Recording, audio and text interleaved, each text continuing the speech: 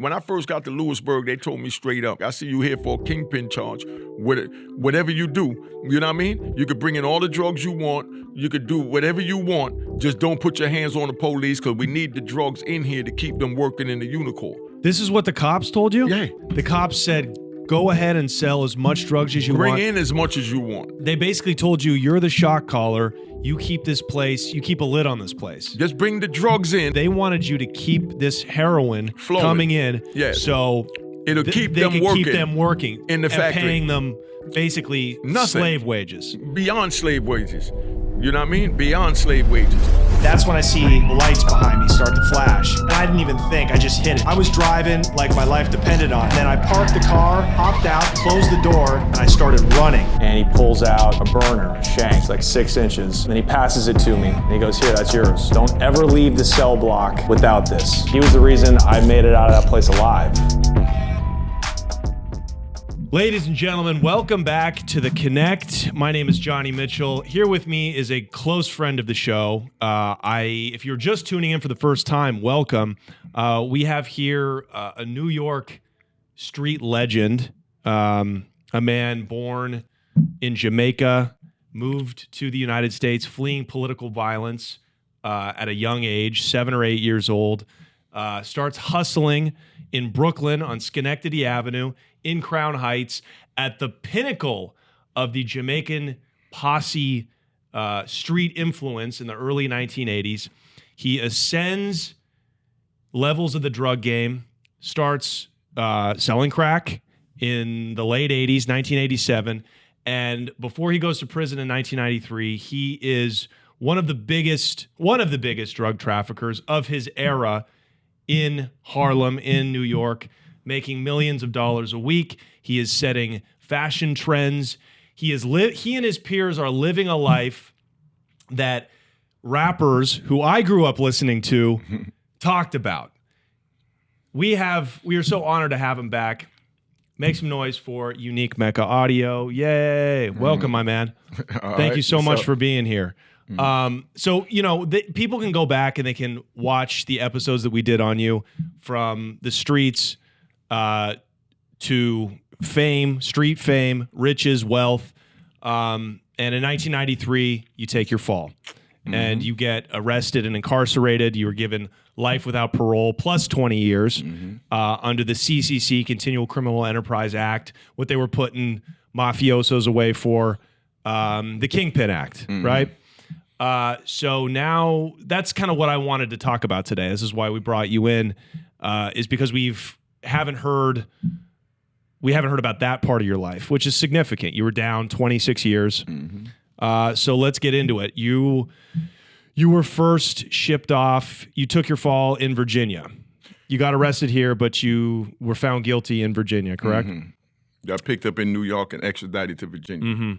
Now, what was interesting about your case is that you told the judge when you got sentenced, send me somewhere I can continue my education. Further my education. Yeah. I continue. My only education I knew was a street with a triple beam scale. You know? You were illiterate when you went in? You couldn't read or write? It's unbelievable. And you'd made probably tens of millions of dollars without being able to write a letter home. What does a letter have to do with a dollar amount? That's the way I was raised. You knew basic mathematics at this point. And I knew excellent mathematics. As a matter of fact, in second grade, I won the math contest. Is that right? With multiplying. You know what I mean? In my class. That's the only thing I knew how to do was math. Yeah. And they couldn't have foretold how that was going to come into handy in your adult life. Why did you tell the judge, send me somewhere where I can further my education? Because I got a sister that became a lawyer, another sister became a paralegal, and, I was meeting people along the way that had a civilian life. And, I enjoyed being with them because it was a hell of a lot safer than dodging bullets, hanging out with my friends. And so I learned about the the other world, and I wanted to be a part of it. And I knew only way to do that was to get an education. And at the time I was on the street, I wasn't taking no education. Money was coming in hand over fist. So, now I know I'm going to sit in years for a couple of decades. Yeah. You know what I mean? I mean, it was mandatory because I had 300 keys they were sentencing me for, and 5 kilos alone is life in prison. So, I know I'm getting life, man. I mean, bottom line, I ran the streets. I knew the consequences to my actions, and the reaction was them locking you up for X amount of time. But I didn't know that they was going to take the amount of drugs and do all this fancy mandatory minimum calculation to try and take my life from me. Forget my freedom. Did you think that somewhere in your mind as you're getting sentenced, you're like, I'm going to get out on some kind of appeal? Oh, yeah. I knew they couldn't keep me. You know what I mean? I knew they couldn't keep me because, like I said, I wasn't raggedy with my hustle. I never been arrested as selling cocaine a day in my life before I went in for this charge, and never had a violent charge, you know what I mean, when I went in. And, so the way it was back then, they had less than 1 million people in the prison system, and the statistics were saying that America was worried about them getting over 1 million people, but I'm watching, them bringing in my comrades from all over, the United States, a dime a dozen. So I knew that you can't put 20 pounds of flour in a 5-pound bag. You know what I mean? So I knew it wasn't enough prisons, to even hold this. So something had to break. You understand what I'm saying? Yeah. And so that's where my mind frame was at. So when I went to the judge, I knew something had to break. So I said, well, send me somewhere so I could come back and show you, that I became a better man. I could be a productive person in society, which I feel that I honored that, and I'm doing that. And from my accomplishments in prison, when I sent it to the judge, he agreed with me. And, he said, it don't matter what I did for my first 29 years of life. It's what I did for the most previous 26 years that supersedes the madness that I did then. And then with the education, I got like 7 different trades that I learned from the government. And many of them I paid for out my own pocket because they took out the government programs. Yeah. Wow, that is so forward thinking, though. So you thought, look, there's no way, the way they're just sentencing motherfuckers to life, there's no way they're going to have enough space in prison to be able to sustain this. Listen, in 1993, when I was in Virginia Beach jail, every night they brought in at least 20 guys. Every night. For selling drugs. 7 days a week, yes. For selling crack. For selling crack. Wow. Yeah, and all black guys. Wow. And the white guys that I knew in Virginia Beach, Myrtle Beach, and you know what I mean? Yeah. Places like that, they was getting state charges when we was getting federal charges, and they was our co-defendants. For the same crimes. Yeah, they was our co-defendants. You know what I mean? I sold them plenty of keys, but I couldn't tell on them. But when we got picked up, they separated them from me and my brother's indictment, gave them their own state indictment, and gave them parole and gave me life. You know what I mean? Imagine that. It's almost like it had to do with the color of your skin. No, not almost. It exactly had to do with that. You know? I know. And and that was under the Democrats. Bill Clinton is the president at this point. Because, like I said, I don't really want to get into them because I don't want to get into politics, but I know the real vision of Washington, D.C. You know what I mean? So to give you a little small glimpse, the Democrats keep our people, stagnant. They have no problem paying our rent for $40. Tell us you pay $40 a month, you know what I mean, for the next 50 years. And when you die, it trickles over to, your kids. And when they die, it goes to your grandkids. And they only pay $40 a month. But what could you do in America with $40 a month other than sit there, stay out of trouble, and wait till the next election. And vote Democrat, right? Exactly. So they just keep you comfortable until the next election. And they give you enough with the food stamps back then. Now come out, they got EBT cards and all this. And they act like they're doing something and everybody think they're getting over because they're getting, free crumbs. Yeah. And for real, it's not even crumbs. It's beyond crumbs. You know what I mean? They get morsels. Just stay in your place. Just stay enough in your to keep place you alive till the next election. To the next election. And that's all it come down to. You know what I mean? And, like I always said when I was in prison, if I was a free man, I'll be a Republican before I become a Democrat because the Republicans at least dealt with morals and principles. You know what I mean? The Democrats just tried to appease people, you know what I mean, to do their own agenda under the table. Right. You know what I mean? But think about that propaganda, because we were raised to believe, and most people were raised to believe back then, that the Republicans were historically the racist party. They were the ones that wanted to keep black people locked away for life. But in reality, it was Bill Clinton and the Democrats, Joe Biden, who passed the super predator bill, who instituted those life in prison 3-strike policies back in the early 90s. The Republicans is just as guilty. The Republicans were just more outspoken. Right. Where the Democrats, they said, hey, I'm your friend, but stay here, nigga, and take this couple of dollars and wait till the next election. Right. You know what I mean? Where the Republican would say, we don't even need your vote. You know what I mean? Because we worrying about our own people over here, and we're going to get all of y'all locked up on some type of state or government charge so that you can't vote, so you won't be valuable to us. You know what I mean? So that's why they're trying to fight to get people back their rights to vote. Because if you can't vote in any democratic society, you're not a part of society. So many of us living in the projects and the trailer parks all over the United States, that's, you know, don't count. You know what I mean? If you can't vote, you don't count.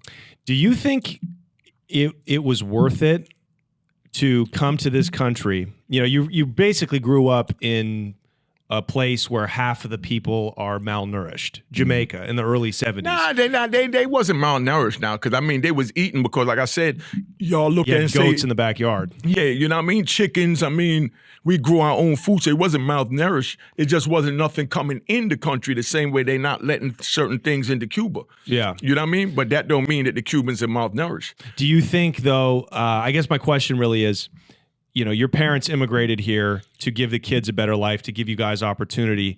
You know, your sister, you had family members really succeed and thrive, but, you know, you took what the streets had to give you. You had to survive. You blew up. You know, you made huge money, but you lost 25 years of your life. Do you think, does part of you ever wish that your family had just stayed in Jamaica and you guys could have just lived free but poor? Do you think that being free and poor is better than being rich? Oh, most definitely. But it don't matter if you're in Jamaica, America, El Salvador, Ecuador, Guatemala. It don't matter where you at.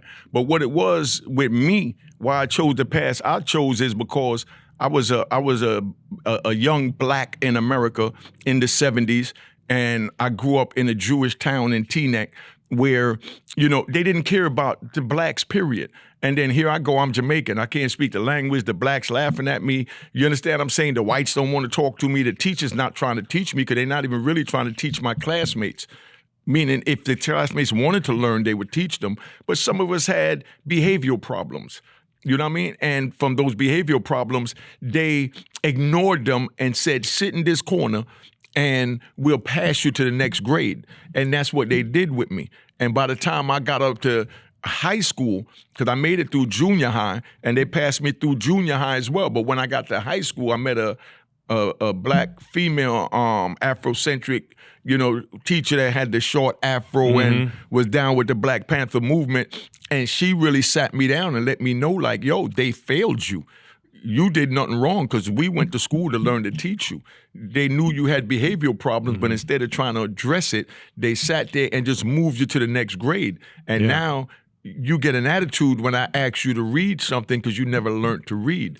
So they failed you, but I'm going to try and help you. Right. You know what I mean? And, you know, when I tried to take a help as far as, you know, could you imagine trying to read in 10th grade and the whole class laughing because you can't pronounce the words? Yeah. You understand what I'm saying? You're not going to want to go to school after that. Yeah, you know, I wound up whooping them after class, and, you know, then wound up dropping out of school, and, you know, I had to get my shine somewhere else, being that I couldn't get it in the classroom. Yeah. And I got it on the street, and that's how I became Unique Mecca Audio. Well, you're shining now. Yeah, I'm always going to shine. Gold looks good on black skin. You know what I mean? You already know. You know, you guys come from kings. Period, you know? And that's where the gold comes from, Africa. So you are facing what looks to be all day, life in prison. It was life with no parole, to die in prison and leave in a pine box. That's what I was sentenced to. I was facing it, and I was sentenced to it. And you were not scared of death. I asked you that, you know, how did you feel expecting that you were going to die in prison? What did you feel after the sentencing, getting ready to be shipped off to, you know, your first home on the, you know, the prison plantation, gulag, the plantation. The plantation. What were you feeling? No, Dad, I just gotta, you know, it's time to man up. You know what I mean? It's time to man up and get my life together. Now I have time to do the things that I learned along my path that I should have done, which was to get an education, you know? So, you know, I went in, you know, and it took me a decade to settle down. You know what I mean? It took me a decade to settle down. And then I sat back and I thought about, you know what I mean, the promise I made to the judge, and I've always honored my word. So after a decade, like I said, I had brothers like Guy Fisher, William Underwood, you know what I mean? Kojo, you know what I mean? Mo Gary, you know what I mean? Harry Sell out of Baltimore, you know, Rudy Williams. I had good OGs that told me the right thing. You know what I mean? That first decade, but I didn't want to hear that crap. Yeah. You know, I still wanted to sell dope, do me, and, you know, I'm still bitter and bucking the system. My brother done got two to the head. I don't want to hear none of that bull crap. Right. You know, but, you So know. you're bitter. You're the new inmates are always the most violent, I in my experience. Yeah, but it wasn't bitter. I was never bitter. You know what I mean? Yeah. Suckers get bitter because that's emotion. You know, men don't show emotion. But, you know, it wasn't bitter. I was more, you know, I was more ready to just, you know, survive. fight. Yeah. Forget survive. I'm going to survive regardless. I was ready to fight. You know what I mean? So I was fighting anything they had to offer. You know what I mean? Including the education. Until I sat down and thought about it, and that's when I, you know, grasped the education. And when I went to ADX, I met other good brothers up there. I met Juan Ramon Mata. You know what I mean? Larry Hoover was up there with us. I mean, you know, all the men was up there. You know, Mario Villabona. You know, Woody Harrelson's father, Champ. That started the Black Hand, you know, Ray Luke Lassiter, you know what I mean? I could go with names. Nathaniel Appleby. You know, these are names that, you know, your viewers don't even know, but these are the forgotten voices that had a million years from in the 80s. But they was the ones who sat me down and said, yo, youngin', you got a mind like, you know, I couldn't even imagine, but you got to open it up by getting an education. The first thing you need to do is get your GED. I'm like, what the hell is a GED going to do for me? Right. You know what I mean? When I know how to make money. And they sat me down and they let me know that, first of all, you can't even read. You bring your letters to the yard for us to read it for you. You know what I mean? So, I mean, come on. I get court papers. I had to wait till we had yard the next morning to bring it to the yard to say, hey, read this for me. You know so what they I mean? can read you your legal documents. Yeah, my court papers telling me that your appeal's been denied. You know what I mean? Now, I were want you- to memorizing the word denied. You know? Shit. Now, were you embarrassed as a Never 30-year-old embarrassed. man? Nah, never Couldn't read? embarrassed. Nah, never embarrassed because, like I said, of who I am. I did more with my life than a man that knew how to read. Yeah. So how could I be embarrassed when, you know, I was greater? You know what I mean? He just had, you know, his mind was open to have more opportunity. You know what I mean? But Yeah. I was greater because I made it. Me and my brother, God bless the dead, used to always say, if we die today, we live 10 dudes' lifetimes.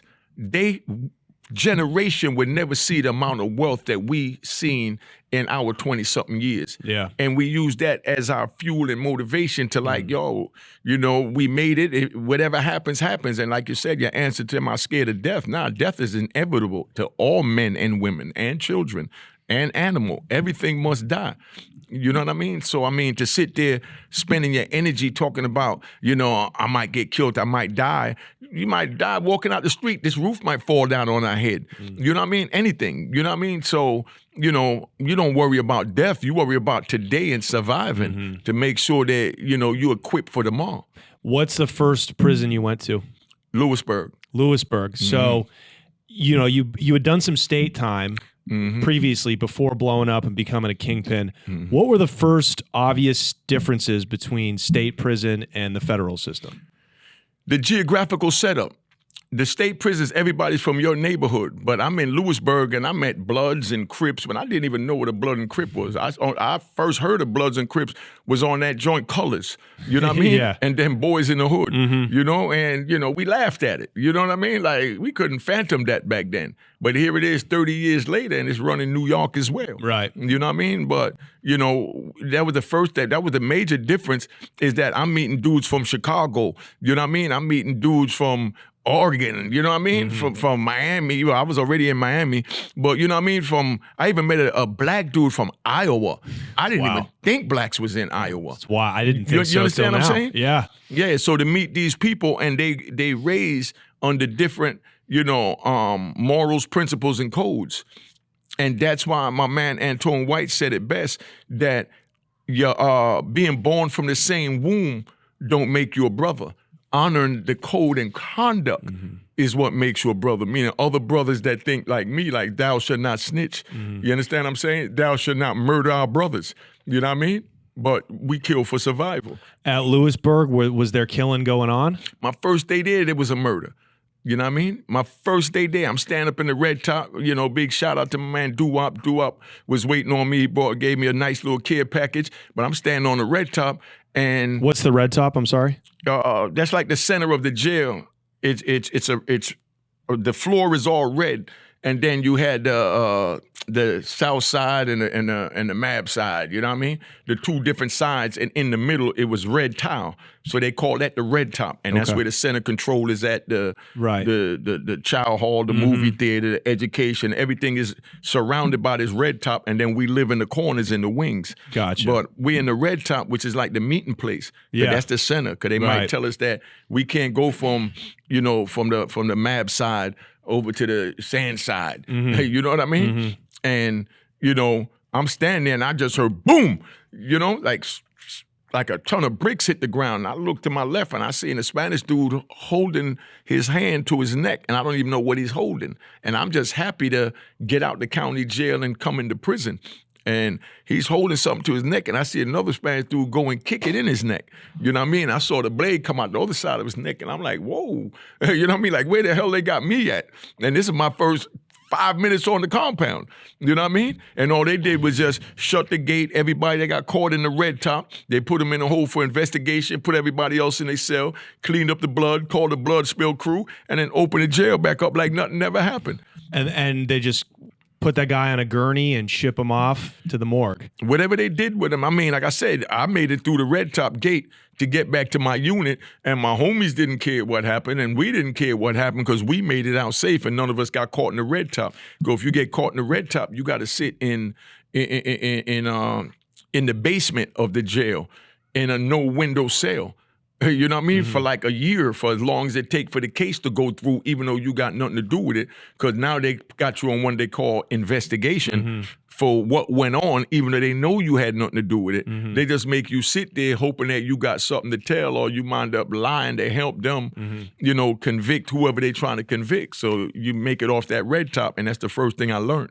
Don't get caught in that red top. If somebody gets stabbed in federal prison, is usually the guy doing the killing, is he trying to get away with it, or is he doing that's the last thing on a man's mind. You know what I mean? In prison, because 9 times out of 10, it's messed up to say, it's off of pride and ego and principle.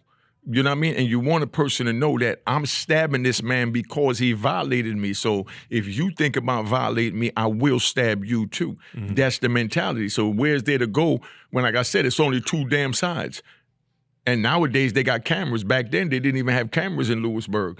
You know what I mean? So that's where all the, the rape and everything else was going on. Then Bill Clinton came into office, and I think he put up like 20, 30 billion, like 30 billion to build prisons. When I came in, it was only like maybe 7 penitentiaries. Now they got like 20, maybe more. Right. Like since I've been locked, since I went in, they built Big Sandy, Beaumont, what's the other one in McCurry, Pollock, you know what I mean? And ADX. Atwater, Victorville, you know what I mean? The new Terry Hut, they built so many new prisons since I've been in, but that's what I was saying. They had to either do that or release people, so they tried not to release us, and when they saw they was bringing in so many people, they tried to build prisons faster, but they couldn't build them as fast as they was bringing us in. Told you, I'm in Virginia Beach, and I'm watching 20 black men come in a night, and that's just Virginia Beach. And we got 52 states. Yeah. You understand what I'm saying? Thousands of people in the system. And then you got every little day. towns. That's just Virginia Beach, because right in that little Tidewater area, you had Suffolk, you had Portsmouth, you know what I mean? Gloucester County. All these places is holding, federal inmates. So I just named 4 right off the top. You understand? So you pick up each joint is bringing in 20. That's 80 people in that one area. So you take all those little areas, you go 80, 80, 80, 80 a night. You're talking about 1,000, 2,000 a day, every day, 7 days a week. No way in hell could you build a prison fast enough to hold them. Of course not. Of course not. But, you know, it took a couple of decades before that they finally started to release the They ain't even really trying to do it. What it was is Donald Trump went up there and bucked the system. Him and Jared Kushner. Yeah. You know what I mean? That's who deserved the round of applause. Right. You Round know of what I mean? applause for Donald Trump. That's who man. deserved the round of applause. Everybody talk trash about Trump, but none of those other politicians cared Right. about releasing us. You know what I mean? Yes, Donald Trump signed it, but Kushner's the one that talked to the inmates that was coming out and all that to see what was needed and how the system was ran and this and that. I was in Coleman, Florida, and in Coleman, Florida, I learned to become a certified electrician, certified plumber, HVAC and refrigeration, culinary arts cook, and a mechanic, all in this one jail in 3 years. Wow. You understand? Incredible. And then they took all those programs out and said they needed the money to cut down the trees in the back so they could see the highway. So now you get no education, so we can build a better security to make sure you trapped in here. But this is a medium security prison. Right. So go to show you, they didn't care about us getting education. No. They never, woke me up or, like these programs that I was in, they wouldn't write me up if I didn't show up to class. If I go, I go. If I don't, I don't. Only thing they cared about you going for was your GED. But that's because with the GED, they got $2,500 for each inmate that passed. Yeah. And then they turn around, they give each inmate 1% of that, which is $25. Yeah. Yeah. And they get $2,500. It really is $2,475. a slave operation. You the prison understand? system. Now, back to Lewisburg. After you witnessed this murder, this brutal killing, your first 5 minutes locked up, did you say to yourself, okay, I got to get me something? No, they gave me something that first day. I didn't have to say it. The homie said, here, you need this. Okay. Tell us about that. Nah, the homie came and, with like 4 different homies, they came and said, Joe, which one you want? You know what I mean? Because here, everybody got one. And when you come in, the same way they give you, soup, rice, and mackerel to eat or a pair of sneakers, they give you a big-ass knife. Okay. You know what I and mean? which one did you go with? I went with one that was, more concealable and handle. Because when I came in, I only weighed maybe 150, 160 pounds. I was light like I am now. I've never been a big person. So I didn't need no big knife. I ain't trying to scare nobody. I'm trying to defend myself.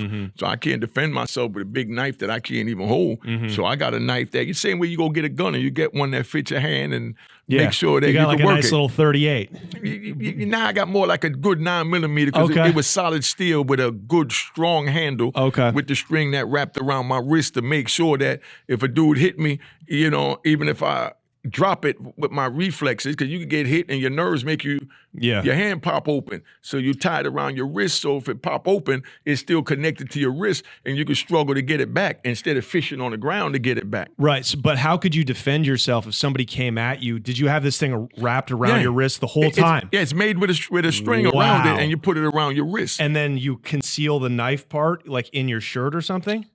Yeah, when you pull it out, you put the wrist thing on. You put it either in your shirt or you put it in your pants. Gotcha. When you pull it out, you stick your hand through it the same way you put your hand through your watch. Okay. You understand what I'm I saying? thought it was like a taxi driver gun situation. No, where you would that have too. it No, around you carry it that way too. Okay, gotcha. You put it there and you put it around your wrist. But you do that when you're going to war. Right. But just to move around the jail, you Right. just put it in your waist and make it through the metal detector. Right, You got right. some dudes that take it and put it between their ass cheeks. You know what I mean? And walk tight ass just to get through the metal Right. detector. And was that one where you go down on somebody or you go through like Nah, that's that TV shit. You don't nobody do all of this. stabs like that, right? Nah, man, you bring it down where you got control of it. Right. You come like this, dude, just pop you out the way. Right. That's that TV shit, Right, man. right. You know what I mean? That's that Batman and Beretta shit. Yeah. Did you have to defend yourself in a knife fight? Yeah, I mean, that was a regular. You understand what I'm Why saying? would somebody be coming at you? For different things. It could be for something as stupid as they thought you cut their line on the phone. You understand what I'm saying? Like they had necks and, you know what I mean? Like you stupid as shit. Everybody stand there and you call next on the phone. Dude been waiting an hour and then he's next, And the guy's on the phone and he figure out I've been waiting an hour. Let me run to my cell and get my phone book. So he run to his cell and get his phone book. But when he come out the cell, while he's in the cell, somebody see the phone hung up and no one on it. So they just pick the phone up and they call their family. And now this dude comes out his room and he see dude on the phone. And now whatever was on his mind while he's calling his family or what's going through his, his life, he's sitting there saying, I can't believe this nigga just jumped me on the line when he knew I was waiting. Dude didn't know nothing. He just came from outside record, saw an empty phone and got on the phone. Yeah. And then now he's sitting on the phone talking, and this dude think because it was so many people waiting before that this dude just disrespected him and jumped on the phone when he know he only went to get his phone book. But he didn't know none of that. Because he just walked up. And then here he go on the phone talking to his wife, telling her he love her, and then here go a dude stabbing him on his back 15 times. Just over a misunderstanding. And that's it, because there's no tolerance in there. Because if a dude cuts you on that phone line and you get away with it, that means he's going to start taking everything you have, maybe even your manhood. Did that happen in Lewisburg? Regular, happened at every jail. People got turned out? Nah, I mean, I don't know about all the turnout shit, because that type of thing, look, the one thing about the feds, it's not like the state. The homosexuality and all that wasn't open in the feds, because they had men of honor, like I said, cut from the same cloth. So they're not going to let us see those type of things. Just like how now, I don't know if you could say well on YouTube, but like how they got what we call he cipher, monkey cipher thugs. You know what I mean? Spell it out. You know what I mean? Now, those thugs is the ones that act like they cool and they sneaking in the cell with another dude, but they not going to let us know what they doing, because they'll be ostracized. We're not going to talk to a man that's sitting there having relations with another man. I meant kind of like extortion, more like that homosexuality stuff, the prison rape. When I was locked up, I knew that went on, but it went on behind closed doors.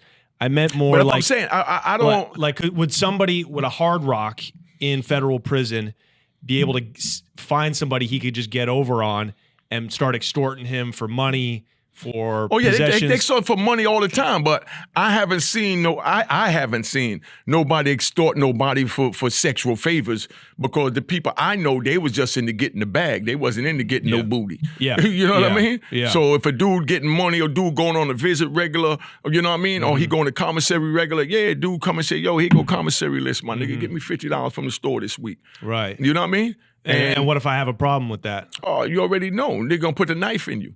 You know what I mean? And he ain't even really got to do that, because for him to go at you like that, he already saw some signs of weakness. Right. You know what I mean? Right. So you want to talk about it. And once you want to talk about it, basically use a bitch. It's done. Because there's nothing to talk about. You know what I mean? And that's why people are just getting cut up every day, because it's not, you have to defend your honor. You don't give an inch. Yeah, you can't. You have to defend your honor at all times. Did you find yourself having to preemptively go put the knife in somebody to defend your honor? No, because I stayed in my lane and they knew what I was about. So I didn't attract bullshit. You understand what I'm saying? Your reputation kind of preceded you. Yeah, and you got to know how to carry yourself. I mean, if you do something stupid, you're going to bring stupid to you. Mm-hmm. You know what I mean? Just like, the homies say, I'm a gentleman before anything else. So I respect people. So if I'm sitting there and I see the phone empty, I'm not just going to go pick the phone up and jump on it. I'm going to say, yo, is anybody waiting on this phone? You understand what I'm saying? Mm-hmm. And they'll say yes or no. Yeah. So now if somebody went in the back and came back out, then whoever is there that heard me ask that would say, oh, my bad, Johnny, I forgot to tell Unique that you was next. He asked, was you next? You know what I mean? Yeah, it's just respect, always. Gotta be. Give respect to get respect. That's exactly the most important thing in prison. Exactly. Did you find when you first came home, being in New York, people bump into you, they might cut you online, they might, forget to say please and thank you. Did you find that would make you kind of like tense up, because you've been so used to being in an environment where everybody was respectful to kind of prevent any violence from happening? Did you find that like a culture shock at all? Yeah, okay, perfect one. When we were sitting in front of the legends that day, remember the big white dude come walking by, we talking. Yep. You understand what I'm saying? Yeah. Hipster white dude. Transplant. Yeah. Gentrifier. You understand what I'm saying? Yeah. And he walking through a bunch of black killers and don't even know it. You understand what I'm saying? And then want to stop and say like we're in his way. You know what I mean? And, we wiser, you know what I mean? But our younger peers that's there already look at it like they're out of place trying to take over our old Harlem. Yeah. You know what I mean? But us old heads, we more was laid back. And you know what I mean? Because you saw the way I had to check the dude. You know what I mean? And he didn't even realize what he was dealing with. And I knew that. But if this was back then, I would have just put something in him real quick. Yeah. You understand? Because I would have just took it as a disrespect. But now I got to think for my peers because they done threw lames in the pot with us. Yeah. So we have to think for a lame, even though we don't know how to think like a lame. We got to think, oh, this nigga lame, he don't know no better. You know what I mean? He don't even know he playing with his life. You know what I mean? We have to think for the next man nowadays. Yeah. He didn't know he was surrounded by probably 50 bodies. Easy. You know what I mean? Now, when you're at Lewisburg, did a riot take place? Oh, yeah. Could you tell us what a riot in federal prison was like? Man, they allegedly said I started the crack law riot in Lewisburg. You understand what I'm saying? And that's the one I went to ADX for. They knocked my 4 front teeth out with an axe handle, broke 2 of my ribs, and swole my nuts up this big. Who did? The police at Lewisburg, you know what I mean? And left me handcuffed and flexi-cuffed and shackled in the basement of Lewisburg for 18 hours and beat me for 18 hours. Where I couldn't even walk when they was finished with me. And then they just threw me in a cell with 10 other men in a 2-man cell. Kept me there for 2 months from October to December, January, and then sent my ass to ADX. You know what I mean? So, and tell us about the crack law riot. Tell us about what happened. The crack law riot was when they was voting on the 1-to-1 because if you get caught with, if you get caught with 1 gram, you get caught, white guys sold powder, black guys sold crack and used crack, even though white guys use crack. But if a white person got caught, if a black person got caught with 1 gram of it was crack, equivalent to 100 grams of powder. So imagine me getting caught with something that a mother could just smoke in 5 seconds. You know what I mean? And that get me 10 years to life. But then you got to get caught with 100 grams, 100 times that. You understand? Yeah. So they was the House and Senate was voting on the bill for that. And when they went to vote for the bill for that, they turned it down. And all the guys in the FCIs like Greenville, Talladega, those are the guys that it would have affected. You see what I'm saying? Right, because those was the ones with like under 300 grams, under 100 grams lightweight that just got buried for like 10 grams of crack and they got life sentence. Right. You know what I mean? But if with 10 grams of crack, they would have to have like a whole key. Right. You understand what I'm saying? Of powder to get it. So when they voted, they turned it down and said they was going to leave it like it is, that white guys don't get no time and black dudes get all the time. Right. So these FCIs, Talladega and Greenville and what's the other one out west? Terminal Island. You know what I mean? They went to war. Even in Greenville, they said they held a female staff hostage. In Allenwood, a white dude threw a cocktail with magic shave, baby oil. If I took baby oil out the system, it threw it in a black female correction officer's face because they was angry that they left the mandatory minimum as it is, the 1 to 100. So you started a riot at Lewisburg over this. That's what they said. Allegedly, of course. Yeah, that's what they said. Everything is, that's just what they say. They can't be trusted. Now tell me, in a federal prison riot, is it race related? In the state, usually white dudes got to start fighting with white dudes against black dudes, Spanish dudes. No, even what is in it the like feds. in the feds? No, even in the feds. But the crack law riot, that was really a black thing because we was the ones getting burnt. Yeah. So all the black dudes, not all, but majority of black dudes got involved to hold it down. Okay. You understand what I'm saying? So can we get some detail, please? What happened? What did you see happen? You don't have to tell us what you did, but what we want. This is clickbait. I told about what I did, allegedly did on my Unique Mecca Audio YouTube channel. But I mean, they came down there. They had the riot squad, the goon squad, like dressed like Ninja Turtles with all that crazy shit on right outside my window. You know what I mean? And they practicing how they're gonna go into units and extract inmates. So we laying there all night listening to these big 6'6", 320-pound corn-fed, you know what I mean? Amish, white dudes from Pennsylvania talking about hut, you know what I mean? And, and we listening to this. And then now they come in with, my ID card and 5 of my other brothers and said they wanted to take us out the units to lock us up. Nah, we're not going for that. You know what I mean? Wow. So you're not leaving your cells? I wasn't leaving the unit because this is Lewisburg in 92, 93. So you got to remember, this was 95, but you got to remember back then they was only locking up white collar people and white Italians. They wasn't locking up blacks. The blacks came in during the crack era. So the jails was made like a room like this would have a bunk bed over there, bunk bed at each 4 corner, and this room would have 8 men in the cell. It wouldn't have 2 men like that's locked in because they didn't even have locks on the door in Lewisburg because it wasn't made for us.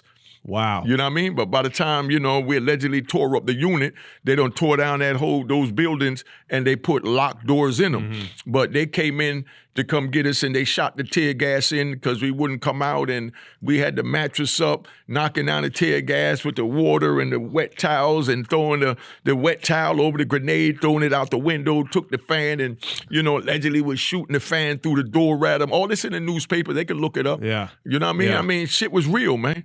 Were you worried that when you were living in these dorms with no doors, were you worried just about people running in and trying to stab you in the middle of the night? Oh, yeah, because we put traps at the door. Like we'll take a chair and put it under the door, or we got CMS to come drill a hole and got a long, thick, like a long screw, and we'll put it, going through the doorknob into the door frame so they couldn't come in. So, of course, we was worried about that. It wasn't nothing sweet because they bringing in killers. Yeah. You know what I mean? Yeah. Now, tell me about the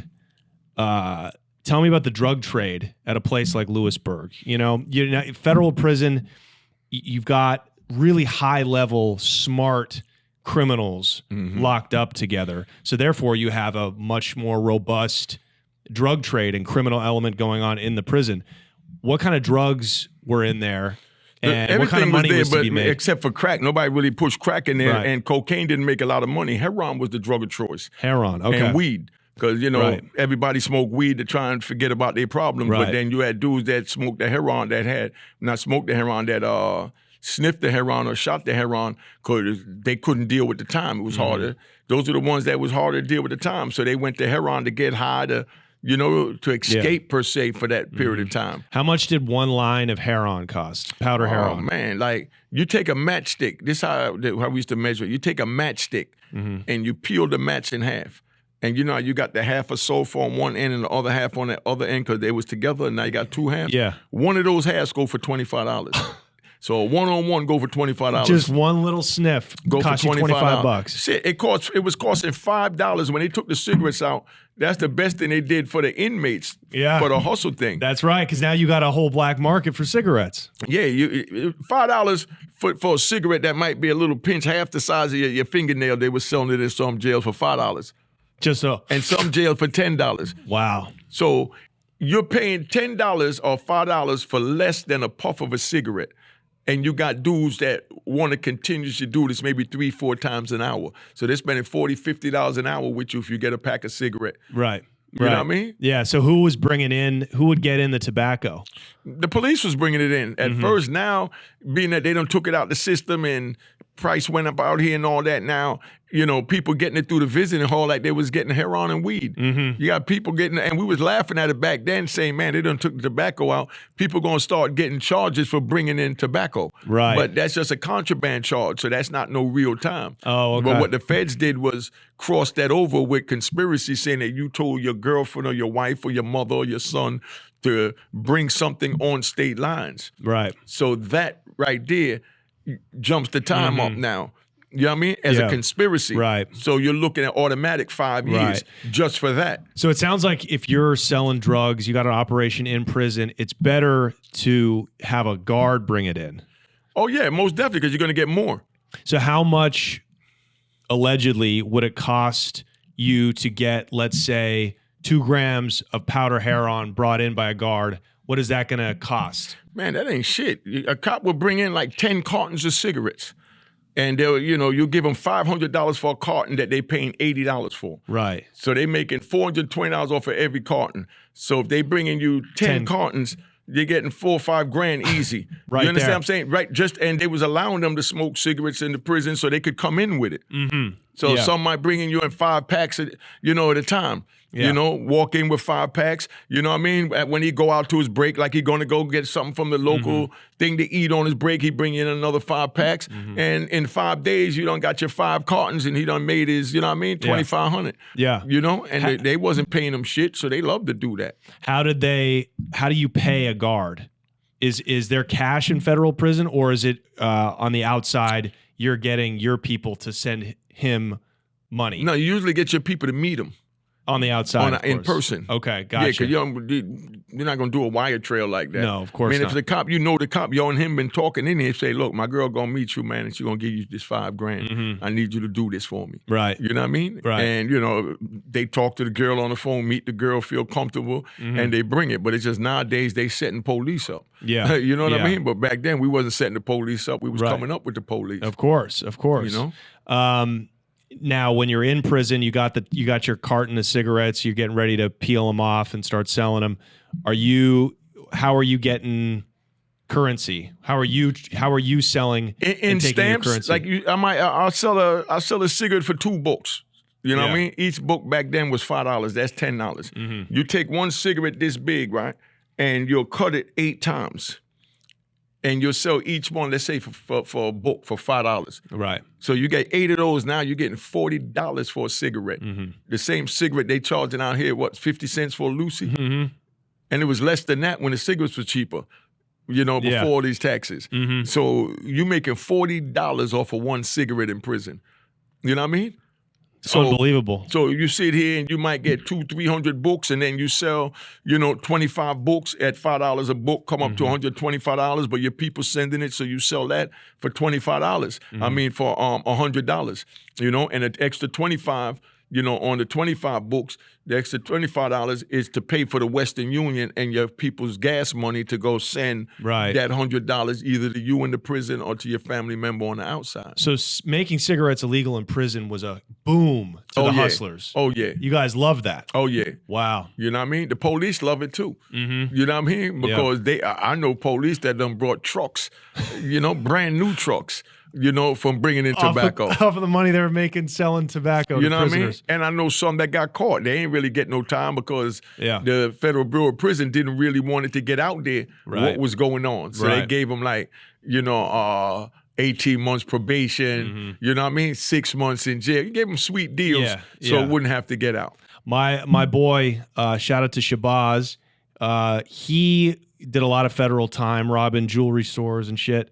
He said when he first hit the main line in the feds, they had a gigantic garbage can filled with Pruno.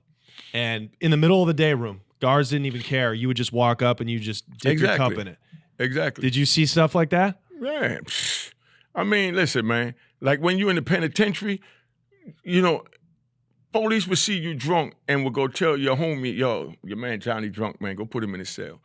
They aren't gonna come say they're gonna lock him up. That's how one of the biggest riots in Lompoc happened.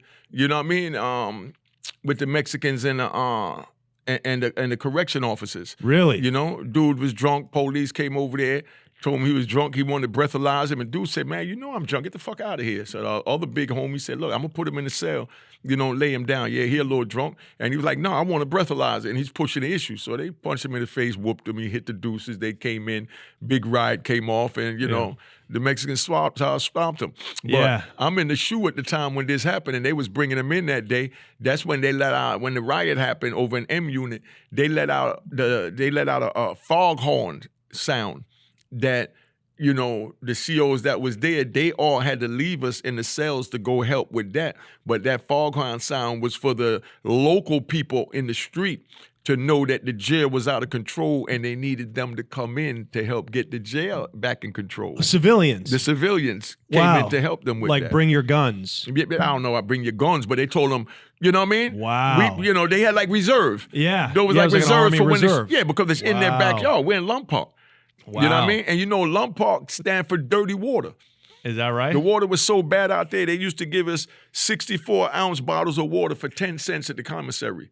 Wow. Because you couldn't even brush your teeth with the water at Lompoc. If you took a shower, you get big bumps and wales on your back because the water was so bad. That's what Lompoc stand for, dirty water. And you know what's fascinating, though, is Lompoc, for people that don't know, is one of the richest areas in California. Oh, It's yeah? all vineyards and wineries. People, billionaires, own huge amounts of acres up there. Get out of here. Yeah, because it's very close See, I to... never knew that. Yeah, so they're saving the good water for them. Yeah, because the water, listen, that's what it stands for. Lompoc stands for dirty water. Wow. You know what I mean? And Now, how long were you in Lewisburg?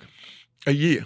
You were only there for a year. I didn't last long anyway because I was wild in my first 10 What? Okay, so tell us how you had to leave Lewisburg. from the riot. Okay. You know, I got caught with 6 knives behind the clock. You know what I mean? Yeah. And, I had an introduction of narcotics in the joint. You know what I mean?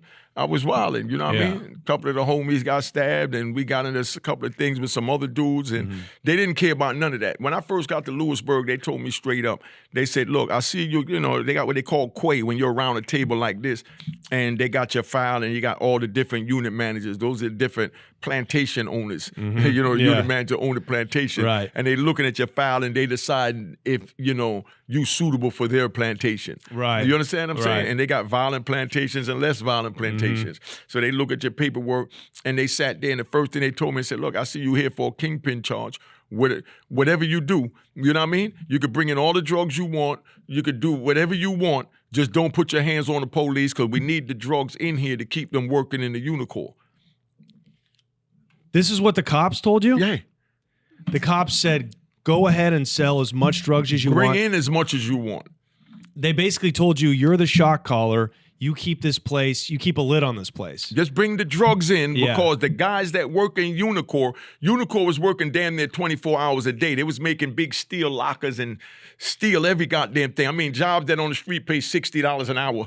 You know what I mean? And they getting this labor for 40 cents, 50 cents. But they had guys working like 14, 15 hours, but they was dope fiends. And at they- the end of the month, they get a little $200-$300 Yeah. check, and then they come to us and they come buy the dope. And the administration needs the dope because that's what they're working Keeps in them the working. factory. That's Yes. what. So they wanted you to keep this heroin Flowing. coming in. Yes. So It'll keep they them can working keep them working in the and factory. paying them basically Nothing. slave wages. beyond slave wages. You know what I mean? Beyond slave wages. I mean, if Greater America understood the level of corruption in the federal prison, in the highest law of the land, in the greatest country in the world, it would make their head spin. This is far worse than any corruption I Listen saw to in the this. state. You hear them talk about ADX Supermax, right? Yeah. ADX Supermax got a Unicorn. Before you can leave ADX, they got a step-down program. You go from one unit to the next unit where you come out different time. The first Right. unit, you locked in 23 hours a day for 18 months. Then you go through a review if they like you there, and they move you out. And you go to the next unit where you come out for 3 meals a day just to eat your breakfast, lunch, and dinner, and then go back in your cell. But you come out, eat your breakfast, lunch, and dinner with your range. You understand what I'm saying? Right. And then after you do 18 months there, then they move you to another unit, and that's the Unicorn unit. Yeah. So before you get to the Unicorn unit, they had H unit. But your H unit now is a super max unit where they got the Unabomber and all that. But the H unit was where you come out from in the morning like a county jail, and they kind of monitor you in that unit to see if, you chilled with the violence, because ADX is where they put the worst of the worst because they feel like we can't have human contact with other inmates or police. So they put us in this one pod when you get to the third stage, and you stay there for like 9 months. So after you stay there, then they put you in the Unicorn unit, where at the time they was making like these chairs, the backs to the chairs. And to show you how crazy it was, made it to the Unicorn unit. I'm in the Unicorn unit, and they had us making like, see the back of the chairs? They had us making the backs of the chairs and the bottoms of the chairs, just the cushion.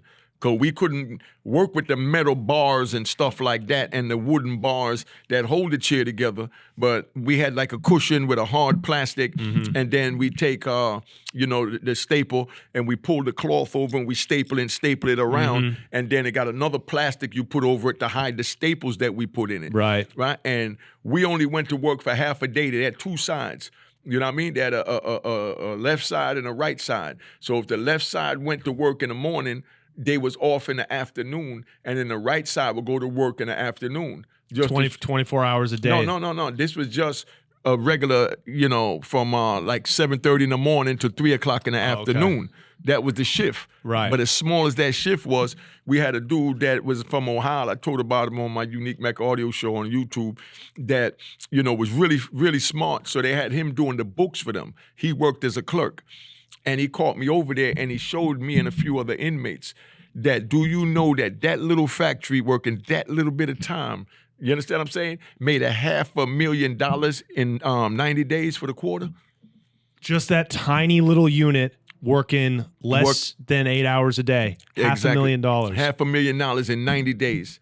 They made like $2 million a year in 80X Supermax that we're supposed to be locked down in. Right. So imagine all the federal prisons. What Man, they're making a year. way more than that because they're doing other things. We could only deal with the backs of the chair making that. Right. $2 million a year. It's the federal system. It's a slave ship. All your viewers got to do is Google federal Unicor, what is the revenue, you know what I mean, for the year, and it'll blow their mind, man. They making billions in that joint, man, from our labor. Right. So they want to lock us up. They figure y'all won't work on the street, so we're going to put you in the prison and you'll work for us for free. And I bet if you go see where the campaign donations of the companies that are benefiting from this labor, who they're donating to, it's going to be Democrats and Republicans that vote to keep the drug laws there. The factories that they buying it. We used to make furniture for offices, like these tables. They make these in federal prison. Okay. Do you know that I was in Lee County? I became a professional seamster. Yeah. You know what I mean? Yeah. Where I know how to use a juki machine, a singer machine. I know how to string them. I know how to do zigzag, all of that from Lee County. In Lee County, when they had the war going on with George Bush, the Afghanistan war, or whatever that was that he had over in Iraq. 2001? Nah, this is, exactly, yeah. This was about 2003, In 2003, because in Lompoc, I learned how to make electrical cables. That's where I got my electrical degree at also, as well as in Coleman. Because we used to make cables this big that was for submarines that had 1,000 connectors. And we had to take these cables, chop them down, and put the males on one end and the females on the other end, and put the tester on it to make sure that A145 is working, A146 is working, and it's connected to the other side. And I learned all this shit as a man that couldn't read or write. And how much do they pay you a day for doing that complicated labor? Man, we got like maybe 40 cents an hour, 8 hours a day. And then you add that up times 20 days a week because the weekends you off. Then they started doing overtime. And then imagine what they're selling that to the military for. Listen, Millions. they was making it for the military. Listen, right before I came home, I was in Victorville, California, and they taught me how to fix Hummers. Wow. Hummers. You know what they pay somebody to fix a Hummer? They had guys that was coming in, Indians, Native Americans, that was coming in from like Iowa and up in those areas that knew all about, tractor trailers and how to use those big-ass wrenches.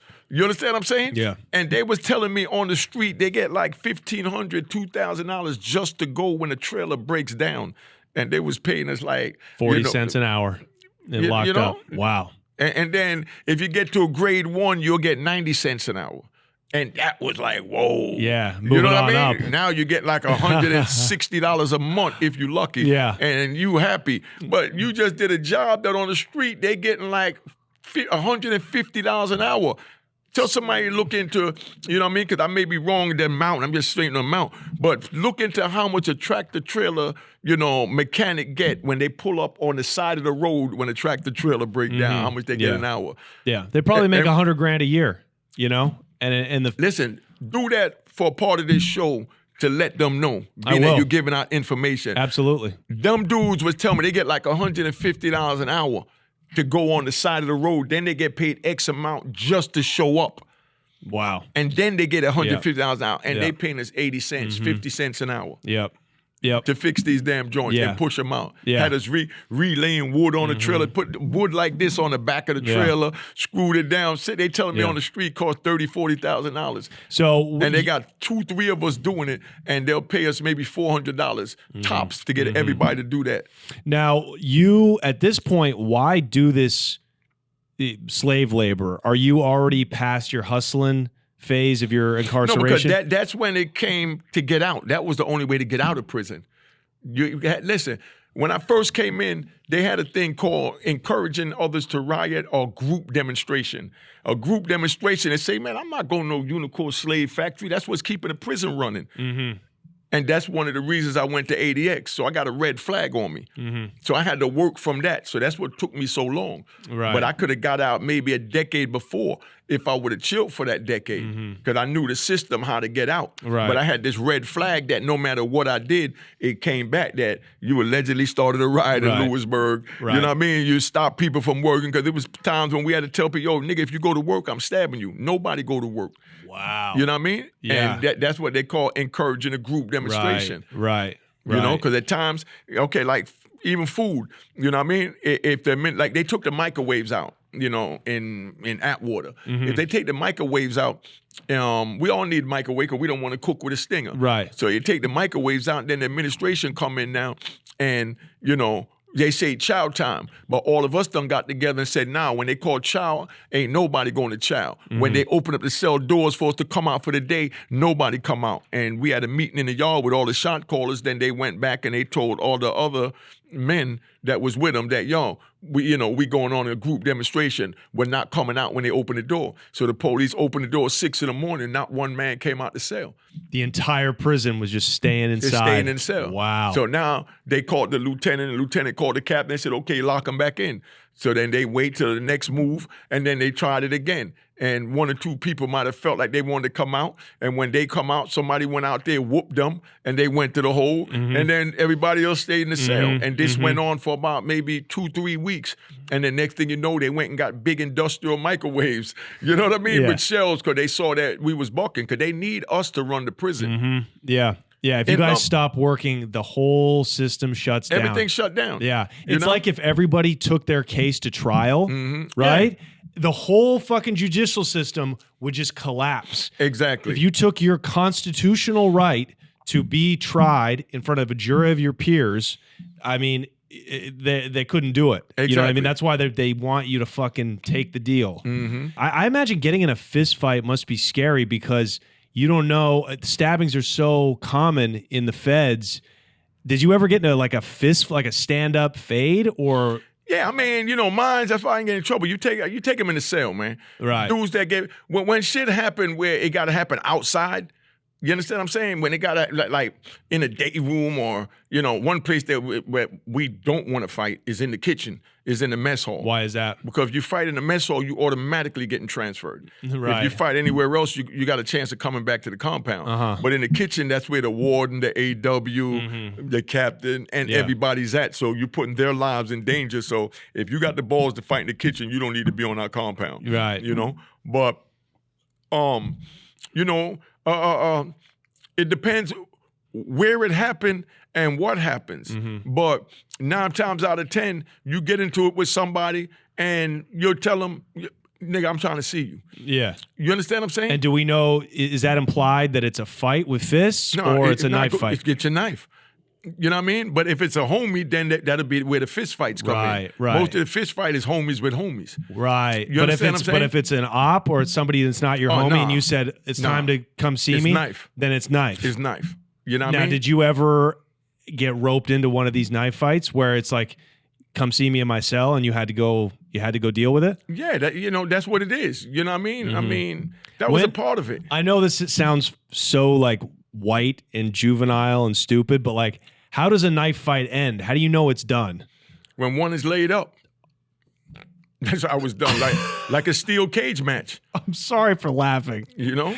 Yeah. Okay, so, and when you get a guy laid up, does the other guy try to kill him or does he just step off? He said, okay. I mean, no, some dudes try and kill him, but I mean, 9 times out of 10, you're just fighting to win. Yeah. You know, but Yeah. I know dudes and I know a bunch of murders that happened that way. When you hear about dudes getting killed, that's because a dude went to kill him. You know what I mean? But, you know, more times, you know, you fight a dude, you stab him up, and, you know what I mean? It's an honor thing. Like, yo, you violated me, I'm trying to see you. And once you get to fight, and, you know what I mean? It is what it is. And then 9 times out of 10, the administration is going to separate you and you're not going to see that guy again. Right. Because by the time you get to fighting, the police usually break it up before it gets to that stage. And when they don't, that's when it gets to a murder. Yeah.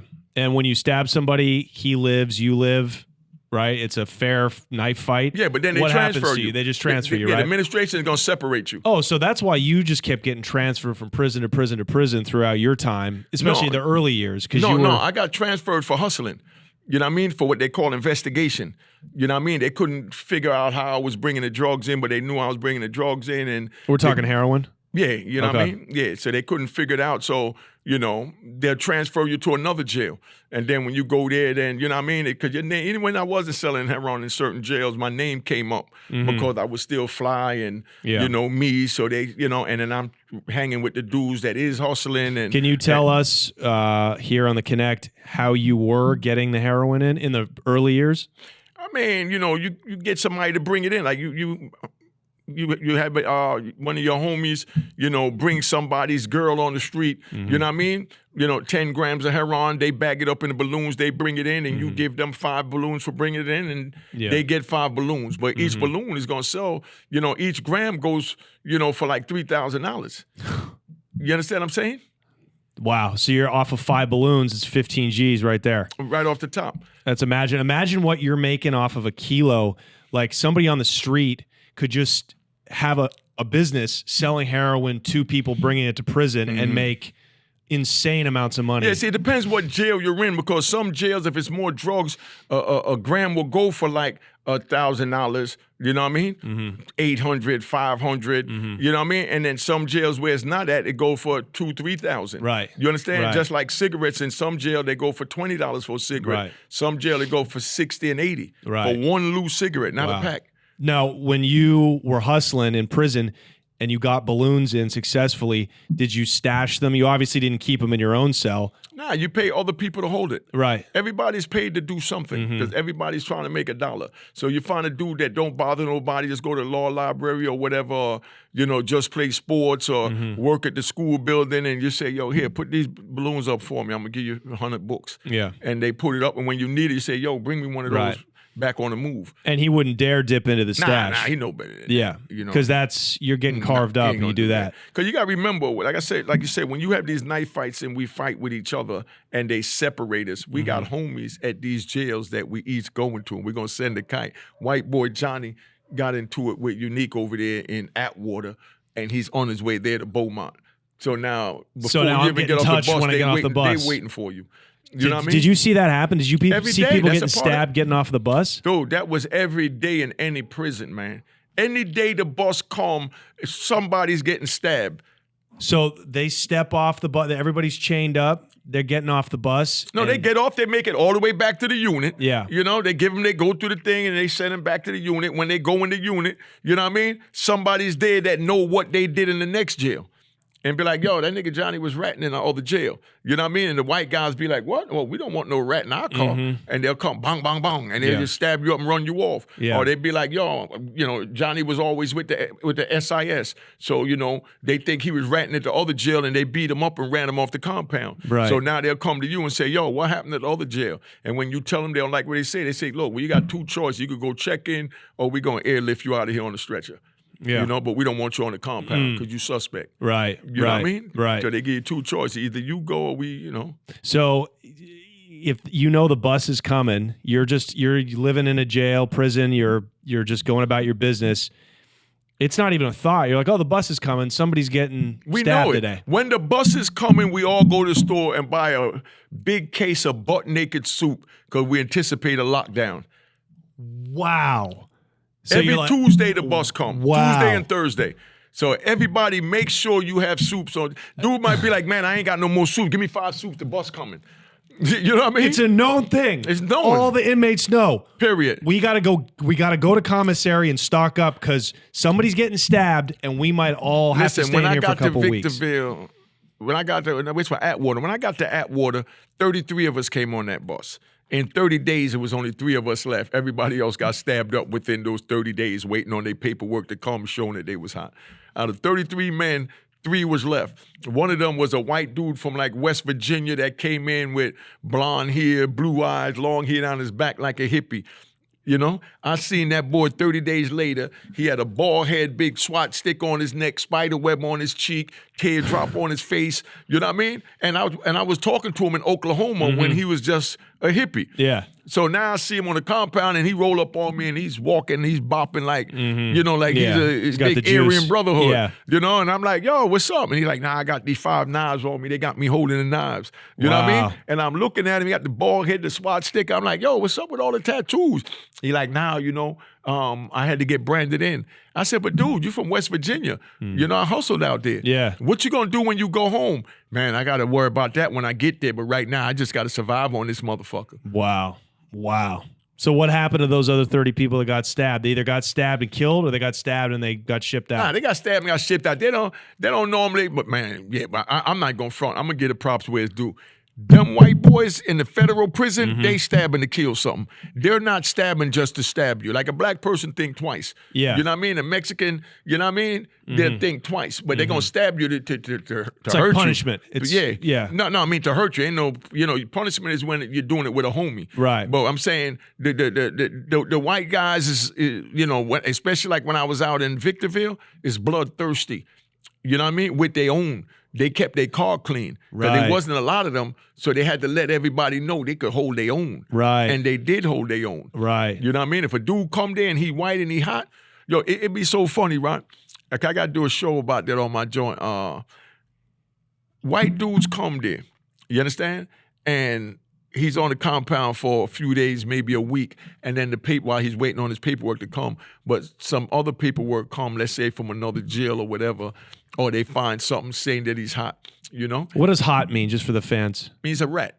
Okay. You know what I mean? Yeah, it means a rat. Finds out he's a rat, so they turn around and they go, you know, they gonna tell all the shot callers and all their homies on the compound, not white homie, I'm talking about black, whatever. They tell all the other men on the compound, yo, we're gonna put our work in Thursday, so y'all go to the store and get your soups. You know what I mean? And everybody, as a courtesy, they let him know. Yeah, definitely. That's out of respect. You don't want to fuck off nobody bid. Right. So they tell them, yo, you know, we getting ready to take care of some business.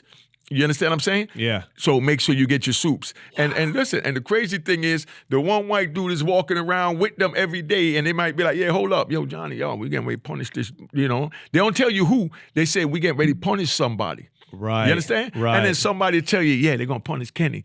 You understand? And Kenny's walking around like shit's sweet. No, Kenny don't, because he don't know it. Yeah, he doesn't know it. Because we're not going to go tell him. It's not.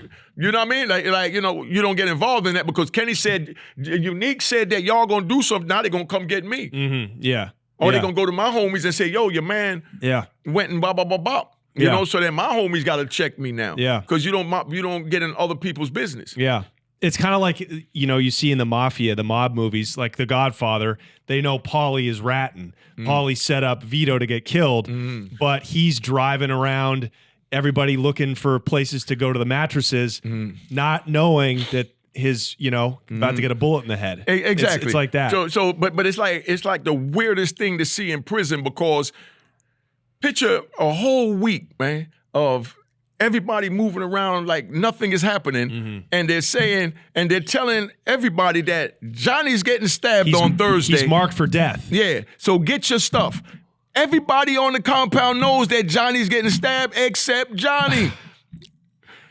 He's a walking dead man, and don't even know everybody it. else knows it, But and he him. doesn't know it. 1,000 men know it. And not one man is going to tell him. Right. Smiling in his face. How's and everything then, going? And then the day it's going to happen, they'll come back and they say, yo, it's going down right after lunch. Yeah.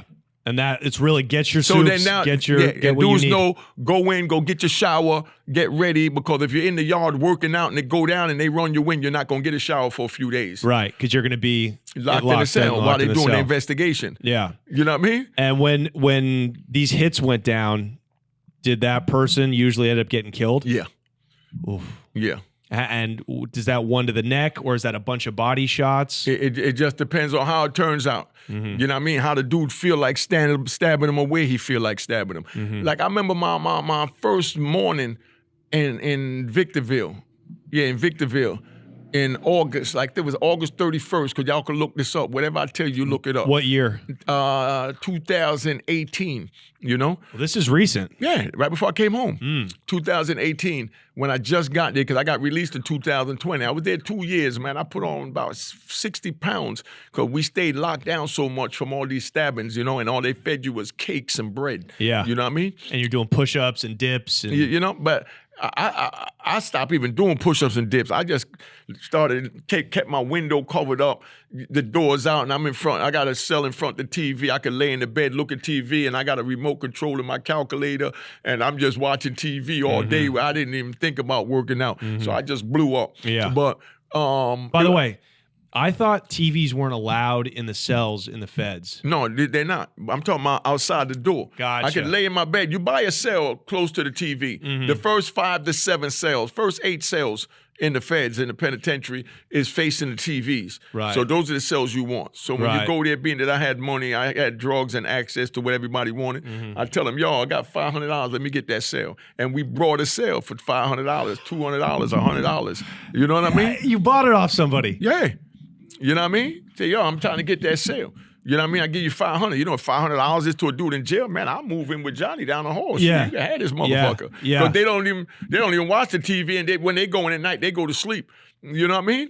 Or whatever. So they just sell you the cell. And the administration doesn't say anything? Nah, what could they say? They don't give a crap. You go tell the administration in the morning, yo, I'm moving in, Johnny's moving out here, I'm moving in there. You just give a cop out to the counselor. And Yeah. the crazy thing that you mentioned that, but Vic Atwater now was a whole different animal. If you come to Atwater, okay, like we all the way out west. So let's say they send one of my homeboys there from New York. So when they send you there from New York, if there's no New York dudes in the cell, or there's no New York cells, as they call it, because whatever cell you got, when you leave, somebody else from New York go there. But So they consciously, the administration and the feds consciously puts people from the same geographic area together in cells. Like we this do is- it. No, okay, we do got it. it. We go to administration. Like when I buy a cell, if, let's say it's like big shout out. I'm gonna give a big shout out to the Serenos. When I get out to Victorville, Sureños. you know, I'm always correcting his Spanish. you know what I mean? But now Jamaica. But when I get out to Victorville, they had a dude out there, cool dude, man, named Smiley, I think his name was. But I get out there, and I had to get a single cell when I got there. Because, you know what I mean? They had me down as violent, and I was older, da-da-da. Yeah. So I came there middle of the night, and they put me in a cell with one of my New York homies. You know what I mean? Because that's what they do. When you come to administration, put you with one of your homies. I came like after 10, the jail was locked down. So in the morning, I'm supposed to go find my own cell. So the next morning, I go to administration, and I tell them, look me up who I am, man. I need my own cell. It's in my paperwork that I have. I got to have my own cell. Yeah. So the counselor kind of dragged his ass, and I didn't really know how the politics work over there like that. So when I went to him to tell him that, he tried to tell me, oh, well, go with your homies and go find a cell. You understand what I'm saying? So I'm like, nah, you the counselor, you go find a cell. Yeah. You know what I mean? So, you know, man, screw you. He left and went home because they don't do that. They let the inmates find the cells. You understand? So now when he left, I'm sitting there pissed off about to put the work in on his police now because I'm pissed. So the Serenos, I was locked up with Champ. You know what I mean? It was one of the founders of the Black Hand. I was locked up with him in ADX. There's a few of them that know me and know, they know, my gangster that I've been around the men, that I'm a convict. I'm a straight man, and they respect men too. Big shout out to the Serenos. Yeah. So, Smiley said, look, we got an empty cell because one of the homies just went to the hole because it was the weekend. He said, go ahead, take this cell, until Monday when the counselor come back. Yeah. And then, let them, your homies is going to find you your own cell. Yeah. So Smiley allowed me to stay in there for the weekend. Yeah. So I like the location. I was with a white dude named Kyle too, real cool. You look just like Kyle. Kyle Official, because he run the white car right now out in Victorville, California. But, me and Kyle got along, you know what I mean? And, me and Smiley and, a few of the Serenos. So Monday, I just told him straight up, yo, just let me buy the cell. Yeah. Because you liked it. You were like, I want to stay. Because the TV is literally that close. Wow. So when they close the door, I could sit in my doorway like this Yeah. and watch TV till 5 a.m. What would be on? Sports? Whatever I want to put on. You got a remote control in the cell. Oh, no shit. So you can change the cell, you can change the TV for everybody that everybody's watching from your own cell. From your own cell. But how do you, what if other people want to watch different shit? Okay, that TV, that cell was a Sereno cell, so that was a Sereno TV. Right. So I holler through the vent and tell them, yo, put the TV on such and such. Because like out west, even if we're not locked in the cell, that Sereno TV, a black man can't go up there and turn that channel. Black man can't even sit in front of that TV to watch it. Right. We got to stand back away from their chairs. Right. And look at whatever they looking at from in the back standing up. Right. Even if there's 10 chairs in the front. Yeah. Even if there's nobody in front of that TV. Yeah. You can't go over there and touch that damn TV. And we respect it like that Yeah. because they not going to come touch a black TV. Right. But anyway, so I'm on the Sereno side. You understand? Because Yeah. they gave me one of their sales. Yeah. And, you know, So does that give you the right to change the TV then? No, they didn't give me the right to change the TV. Yeah. I hollered at them, and me and them talked, and I used to tell them through the vent, and then I tell them, look, what time y'all go to bed? You know what I mean? It'd be like, man, we'd be done by like 11:30, you know, because they locked us in at 9. I said, well, do you mind if because they normally just watch Spanish TV, Right. you know, on the Telemundo. Yeah. So I said, you mind if I change the TV, you know what I mean, at 12 o'clock? Like when you're done with the TV, just put the TV on CNN. Yeah. And then I know you're done watching it. So Yeah. I don't change it while you're watching it. Yeah. So when he goes to sleep, when he's ready to go to sleep, he put on CNN. That's equivalent to turn it off that he's done. Yeah. And then now I get up with my remote control and change it. Yeah. But I had to respect them and do it how they Yeah. said. And then you had a few Serenos that was pissed that their homies was allowing me to do that. Yeah. Yeah. Like that's still a black, I'm not touching it, but a black man ain't supposed to be able to put their TV on, Yeah. not even with a remote control from locked behind the door. Yeah. But they let him know, man, that's unique. He ain't on that type of time. That's family. Yeah. You know what I Yeah, mean? yeah. And that's how, you know, it roll, you know. Yeah. But Yeah. it's a whole nother world. It's racist, man. Like I was in one unit and the Indians got Native Americans. We just say Indians in jail, but I don't want nobody to think I'm disrespecting them. They call them Native Americans. Natives, I think. In state prison, they call them natives. Yeah, that's what they call them in the feds Yeah. too, but I'm letting the people know they're Native Americans. The Native Americans got into a big fight in the yard. You know what I mean? And my unit had the aggressors for the compound, because I'm always in the wildest unit. Yeah. So they locks up all these aggressive natives. Yeah. You know what I mean? Now there's no more natives in there, but they got a native TV. So the administration know if they leave, if they take all of them out the unit, that somebody's going to take that native TV and make it another race TV. Yeah. Then the natives won't have a TV when they ready to put natives in there. So what they did is they went around the compound asking the other natives, hey, you want to move down to 3B to hold down the TV? You know what I mean? For the natives. Yeah. So about maybe 6, 7 of them, they all packed up and moved in, and they put them in the same cells that the guys went to the hole for, because those was native cells. Right. To right. show you how even the police work with the racism in Yeah, there. absolutely. Did you now, as time's going on, because 26 years is it's a lifetime, right? How did you notice the prison system change? From the type from 1993 to when you got out in 2019. Okay, I noticed it changed from I went to 2020, ADX. I went from Lewisburg to ADX. Now, what is ADX? Supermax. That's where El Chapo was at. Right. Pistol P. That you know Florence? what I mean? Larry Hoover. Yeah. Okay, and that's Colorado. That's Colorado. I'm just trying to, paint a picture for the audience. Yeah, that's Colorado, up there in Florence, Colorado, you know. P.O. Box 8500, Florence, Colorado. I still remember the address, all the letters I sent out of there. Yeah. But, those joints there, it's crazy, man. How did you notice the prison system changing from when you went in 93 to when you got out in 2020? When I went in 1993, they had something called the JCs. The JCs was the prison committee to make sure that the money that was made from like the phones, from the collect calls and, from different things that we sold went towards things for the inmate, like hobby craft, gym equipment, things like that. Yeah. They did away with that. So, they did away with all that. When I come out of ADX, now the administration, they get you what they want to get you, if they get you anything. And now the police is running the jail. But when I went to ADX, we was running the jail. Right. So the police took the jail back within the 5 years I was in prison. So that's where I first noticed it. Yeah. But then by 2001, I started noticing the type of people they was bringing in. You know what I mean? Right. That they was really just picking up people that broke the law, not criminals. Right. So it started to become much easier to go to the feds. Yeah, they were putting anything in the feds. Right. So you was bringing people that didn't know how to move. That's why it was so much stabbing. That's why every time the bus came, somebody got stabbed. Right. Because they never belonged there. Right. And Like- who were some of those people? You know, white collar crime, dudes that got caught with a couple of grams, dude that just got caught with a pistol. Yeah. You know, and these are dudes that ain't had no business carrying a pistol, didn't need a pistol Right. on the street because they wasn't in the street. Right. But now they find themselves in there amongst killers and wolves because they wanted to have a pistol to look cool on the street. And why do you think they were started to send so many of these really low-level criminals to the feds? Because they had nowhere else to send them. Like I told you, you can't put 20 pounds of flour in a 5-pound bag. Right, So right. they didn't know where to put them. So it started from all the violence started happening and the stupid shit in the FCIs. Yeah. What they did is they was trying to send the younger guys that didn't know no better to the FCIs, Right. to the medium. Yeah. But when they went to send them to the medium, they went down there and they took advantage and was gang banging and carrying on and wasn't listening. So then right before I came home, then they switched it and started sending those young guys, instead of trying to protect them, to send them to a safe, medium security environment, they sent them up there with the wolves and gladiators so that they'll learn how to bid.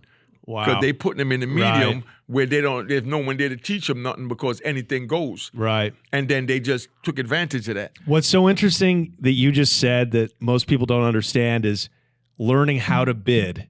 That means learn how to do your time. It is a Exactly. learned thing. You Yeah. know, like I had to learn. I wasn't in there long enough to really learn how to bid, but it is an art. Exactly. You know, what do you think the things are that that a person needs to learn to bid correctly?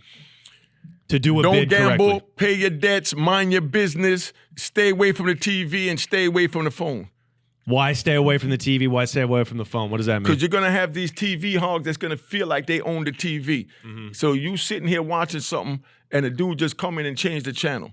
You know what I mean? And by doing that may cause a stabbing. Yeah, because now he disrespecting you. So now you got to say, yo, I was watching that. Because if everybody see you sitting here in front of the TV, watching the TV, and then Joe Blow come in and just change the channel, and you don't do nothing, they all going to say, yo, that nigga a bitch. He let Joe Blow change the channel, ain't do nothing. Right. And you, if you're Joe Blow, you're chilling. You don't really want to go get into a knife fight, especially not unique. You're now in Exactly. your 50s, but you got to do it because you have to survive. Yeah, you have to defend yourself, because Yeah. if not, now you look like a bitch. Right. So stay away from the TV so you don't put yourself in that situation, Right. because you have these crash dummies. So that's how you think for a crash dummy.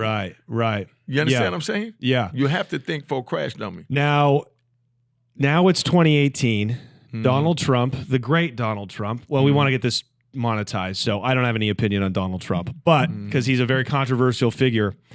Where were you when you first found out that Donald Trump had basically reversed the mandatory minimum laws from the 90s and instituted that? Was it a law or like a mandate that made it It possible? was an amendment, they called An it. amendment. Okay, tell us about that. Tell us exactly what that was. Okay, he made an amendment saying that he gave the power back to the judges to release the inmates that had a crack cocaine charge if the judge felt like they gave us too much time. Right. That it was up to us to show the judge that we've been rehabilitated. Right. Because back then the judge had no choice. He was His hands was tied. Right. And what Donald Trump did was untie the judge's hands. So now that was perfect. That's what I've been waiting on. Like I said at the beginning of the interview. Where were you when you know when what you I mean? found that out? How did you find out, and where were you? And what did you feel? Oh, I found that out when I was in the medium Coleman right before they sent me out to Victorville. So by the time I get to Victorville, Donald Trump was in there, and every day, Donald Trump this, Donald Trump that. They attacked this man from every which way. If he breathed or farted, Donald Trump farted. You know what I mean? It was like that type Donald of thing. Trump farted a racist fart. You know what I mean? But the whole time, his little son-in-law, Jared Kushner, was behind the doors Right. talking to all my homies Right.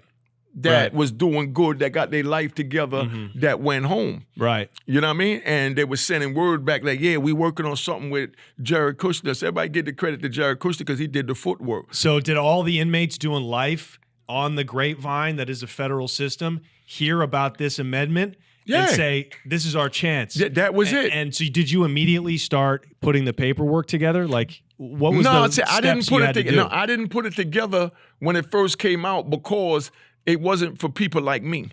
Because you've been misbehaving so much? Nah, not even so much that. My misbehaving was at the beginning of the bid. We're talking about over 3 decades, damn near. Yeah. But no, it wasn't for people like me because I had too much drugs. You understand what I'm saying? Oh, you got caught with too much drugs. Yeah, I had 255 keys, 330 keys. So it was really for people that had 250 grams or less. Yeah. But People that got caught with a couple of ounces and just got screwed. Yeah, but the way Donald Trump wrote it up, he called it a coveted act. A coveted act is anything that's a 841 drug charge. Which is? Crack cocaine. Yeah, right. So right. just a crack charge. It didn't say anything about a amount. Right. It There just you said go. a crack charge. And you were... So my lawyer gambled. The lawyer contacted me and said, man, I think I could get you out on this shit. Which lawyer? Brittany Barnett. Big shout out to Brittany Barnett, did Corey Jacobs, and Susan Feinberg. How did they know about your case specifically? No, I was working with Brittany from when Obama was in office with the clemency. Okay. But that was just a mess, Right. because Obama tried to appease everybody. Right. And that's why I respect Donald Trump, because Donald Trump wasn't trying to appease no one. Yeah. He did what he felt was right, Right. as the president. Right. Like He didn't sit here and these say- laws were wrong. No, Donald Trump, the way I see Donald Trump, just my opinion, so y'all can hate me if you want. Where I see Donald Trump is he's a man before anything. Yeah. You know what I mean? So if Donald Trump wants to do something, he's going to do it. He's not going to say, let me get the Democrats to be on my side. Let me get the Republicans to be on my side. Let me Right. get Rand Paul to be on my side. Let me get, Yeah. Mitch McConnell on the Yeah. side. He told them, no, you motherfucker, get on my side. I'm the president. Yeah. Do what I say do. But that's what a president is. Somebody Yeah. got to take control. But all these pedophiles say, man, they don't like when I say it. In my lifetime, in my opinion, Donald Trump is the best president that we ever had. I don't agree with 99% of his agenda. Let me Right. say that. Yeah. But I respect that he honored his word when he went in his office to, as they called it, to make it sound all racist, his base. Yeah. Yeah. But why do you think Donald Trump passed that amendment to allow all of these black men, not his base, who were locked up for these unjust crack cocaine laws? Why do you think he did it? Because it wasn't about race with Donald Trump. The media made it about race with Donald Trump.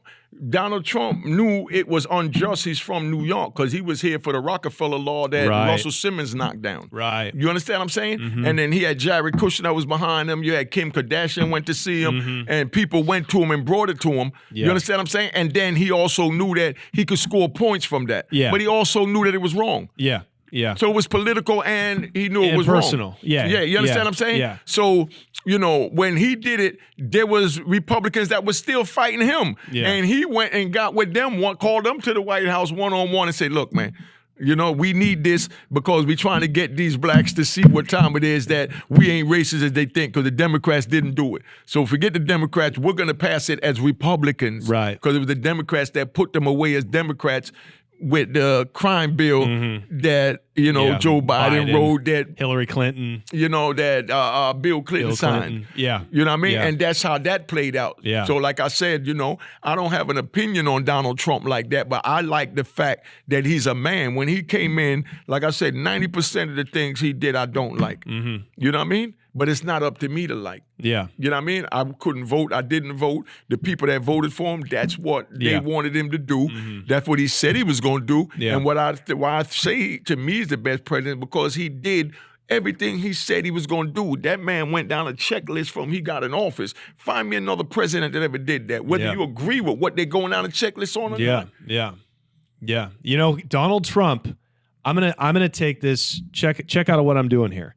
Donald Trump freed a lot of black people. Probably no president since Abraham Lincoln None did. freed black people the way Donald Trump None did. But they can't dispute that. They can't dispute it. No, It's a they can't fact. dispute that. But they, so they look for other things to make it about race. Right. You know what I mean? Right. But what I saw on the news, that's what I saw from sitting in the prison, so I may be wrong.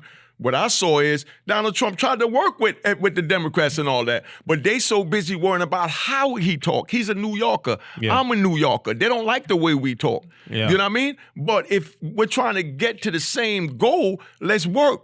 Don't tell me like you corrected me, Serranos, however you want to say it. It wasn't to disrespect him. That's just the way I pronounce it. Yeah. But don't say that, oh, he's racist because he can't say Serranos. Yeah. You understand what I'm Right, saying? right. But that's what Washington do. Right. They look for anything to put, each other in a negative category. That's right. You know, Playing and politics. That's why they get nowhere. Right. And that's why I feel, if they allow Donald Trump to run again, he gonna win by landslide. For So sure. we don't know what the hell Joe Biden doing right now. No. Anybody watching this, tell me what he passed since he been in office. Yeah. What has they done since they've been in office? Yeah, We I don't couldn't know tell what you. the hell is going on other than they've been investigating the January 6th. Right. That's Yeah. it. Like, Yeah. what did they do? Right, right. Where did the dollar go in our pocket? Yeah. Seriously. I don't know. I Gas couldn't went tell up you. crazy. Gas Eggs went up. Everything went up. Russia's bombing Ukraine. Ukraine. I Yeah. mean, like, what the hell is happening? Yeah. The whole, you know what? It's just like how when a shot caller leaves a prison and now all these youngsters come in and there's nobody at the top and it's chaos. But They that's don't know what how I'm to saying. bid. When Donald Trump came in, he told all those Democrats and Republicans, this is what I want to do. This is what I'm doing. Y'all get with it. You know what I mean? Or Yeah. I'm going to do executive order. Yeah. I've Bam. never seen, none of y'all seen a president work executive orders like Donald Trump. Do you, what would you say to Donald Trump right now if you could, like, thank him for your freedom? Like, what would you say to him? No, I just tell him that I respect his manhood. I respect his manhood because a man honors his word. Whether you agree with what they do or not, honor your word. Yeah. A New Yorker freed a New Yorker. You know what I mean? So you were working on your clemency. You were working on getting out for a while before this Oh, hell yeah, amendment. for 26 years. Yeah. You filed, how long when you first got with the lawyers, when that amendment came down and you realized, oh, this amendment doesn't stipulate the amount of crack, it just says crack.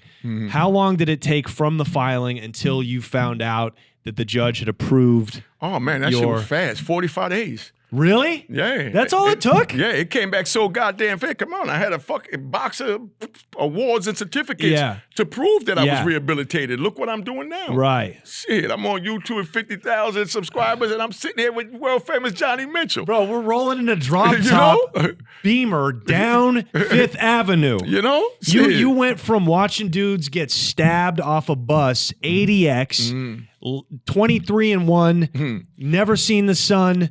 Homeboys are dying, and now we're in the wealthiest city in America, in the world, free as a motherfucker. In a drop top in the middle of New York when everybody say I'll never make it back here again. Some white lady, okay, we're on the way to the studio today. We're at a red light on like 33rd, no black people around. We pull up, there's this old white lady getting walked across the street with her old white husband, and she turns and she looks at Unique.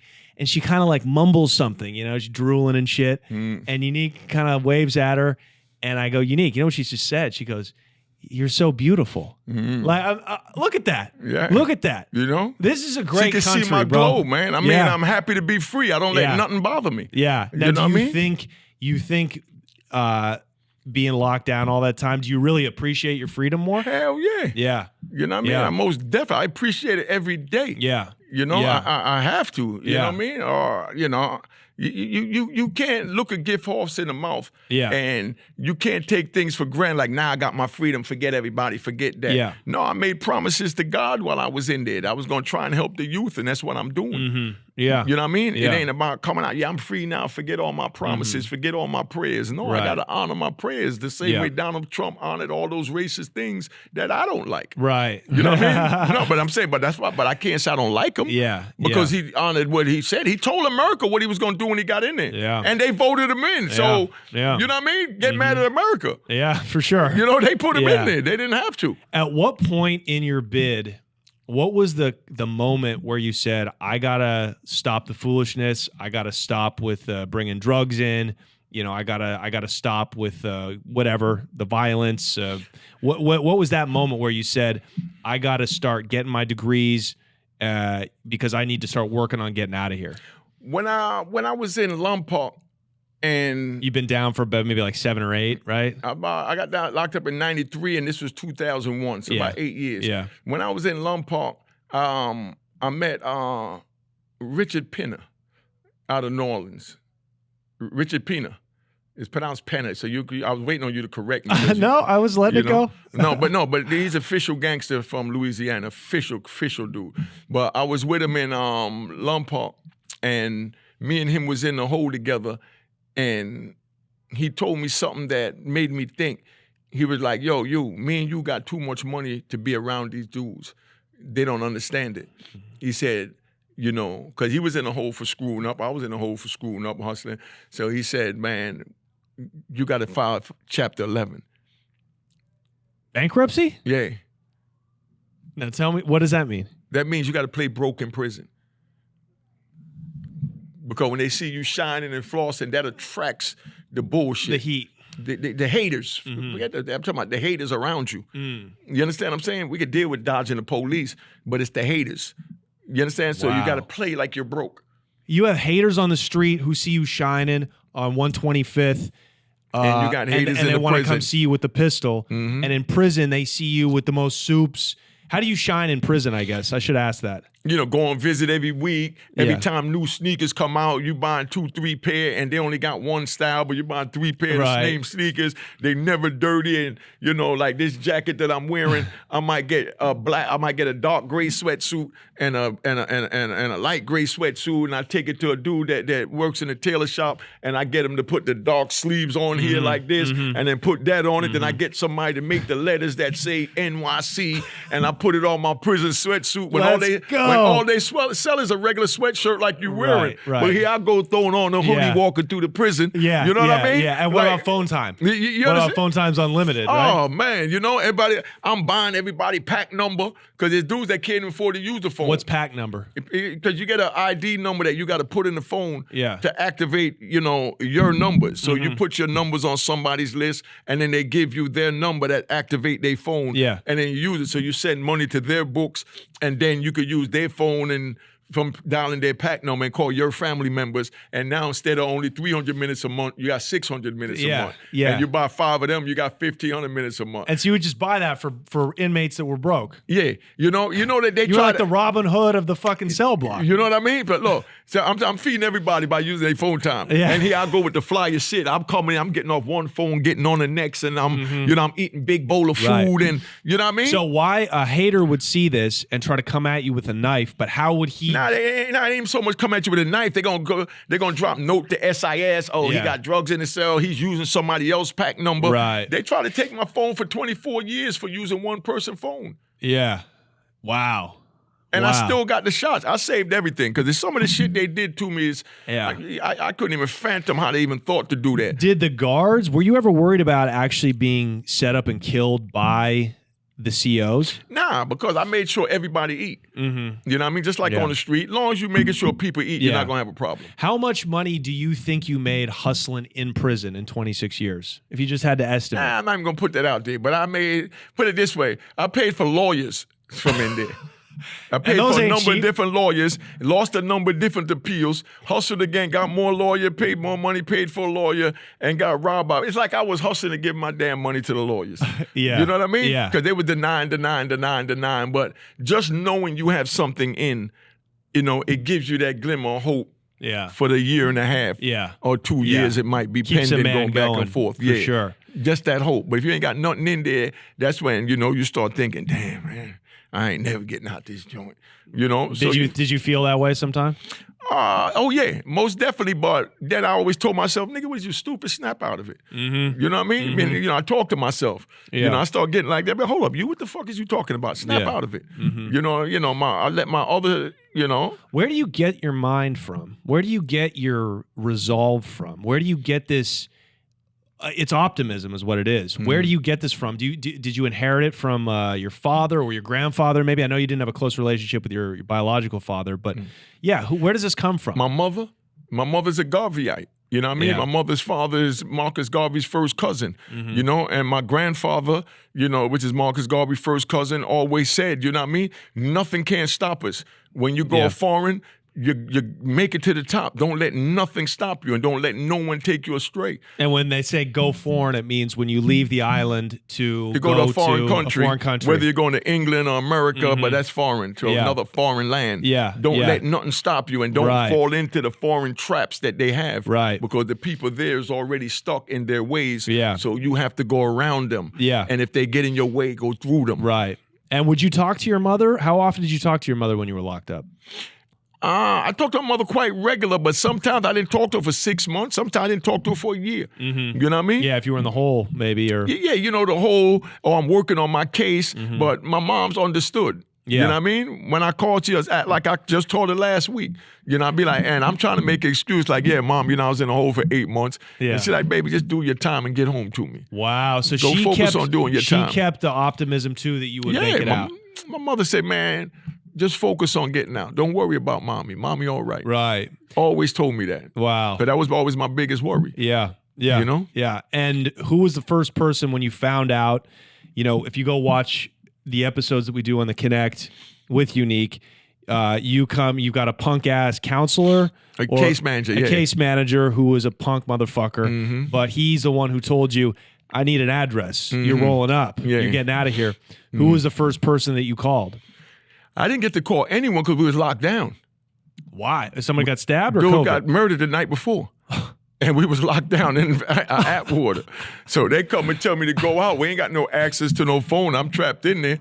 You know what I mean? And by the time I send a letter, I'll be there. So when I got to, you know, when I finally got out, I wound up calling my mother and told my mother I was out. Yeah. You know what I mean? Yeah, that she was the first person I called, my mother. It's funny when you know? get the first... And then my children, Yeah, the first person you call when you get locked up is usually your mother. I've noticed, at least in my case and in people that I've known. And then she's the first one you call when you come home. Because she was 83 years old. To let her know I made it. Hold on, baby, I'm coming to hold you. Right. You know what I mean? Because that was the whole thing. She said, baby, I'm not going... She said, I'm not going nowhere until you come here to hold me. Yeah. And she's 88 and still here holding on. Man. Yeah. So I'm blessed to have this 3 years of freedom with her after 26 years away from her. God bless. So, I mean, I don't have a worry in the world. I accomplished everything I wanted to accomplish, which was to get out of prison and hold my mother. When I went to go see my mother down in Florida, she was married. I never met her husband because she was with him for the 26 years I was gone. Oh, is that right? Yeah, when I went down there to go see my mother and, you know, it was time to go to bed. You know, I went right in the room and I got right next to my mother and I laid down in the bed and I hugged my mother and moved that man aside. I said, man, I'm here with my mother. I don't care nothing about you being married. This is my girl. This is my baby. You know what I mean? Then the next night I let him sleep next to her and we had moms in the middle. So my mother talked to me the next day and said, stop being such a bully. You know what I mean? She said, you got to share me. That's my husband now. Right. But she let me get away with it the first night. You know, but you know, it is what it is, man. You can't even imagine what it is to be away. I only saw my mother one time in 26 years. Because for the first 7, she had to go on the run. And then, you know what I mean? I didn't want to see her and she didn't want to see me. She kept saying, fight. You know, don't worry about no visit. You know what I mean? We're not going to get comfortable coming to see each other through no damn wall. Right. You know what I mean? She said, fight. And then when she did come to see me, you know what I mean? The only thing that stopped me from crying when she came was she was wearing these big dark glasses because she just had cataract surgery. So I couldn't look in her eyes. I was seeing the thing. You know what I mean? And, you know. But did you have to do it between the glass? No. Okay. Because this was in Penitentiary, Coleman, Florida. Gotcha. So we sat next to each other. But, you know, she wasn't going to cry because she wanted me to be strong and not cry. That's how me and her is. We each other's strength. That's good. You know what I mean? But right before she left, she said, baby, you know I'm not coming back, but I'm waiting for you. I ain't going nowhere.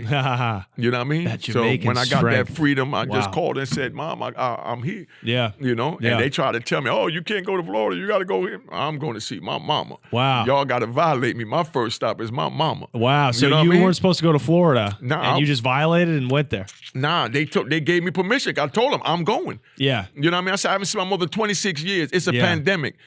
She's 83 years old. That woman could die, and you're telling me to wait to see her?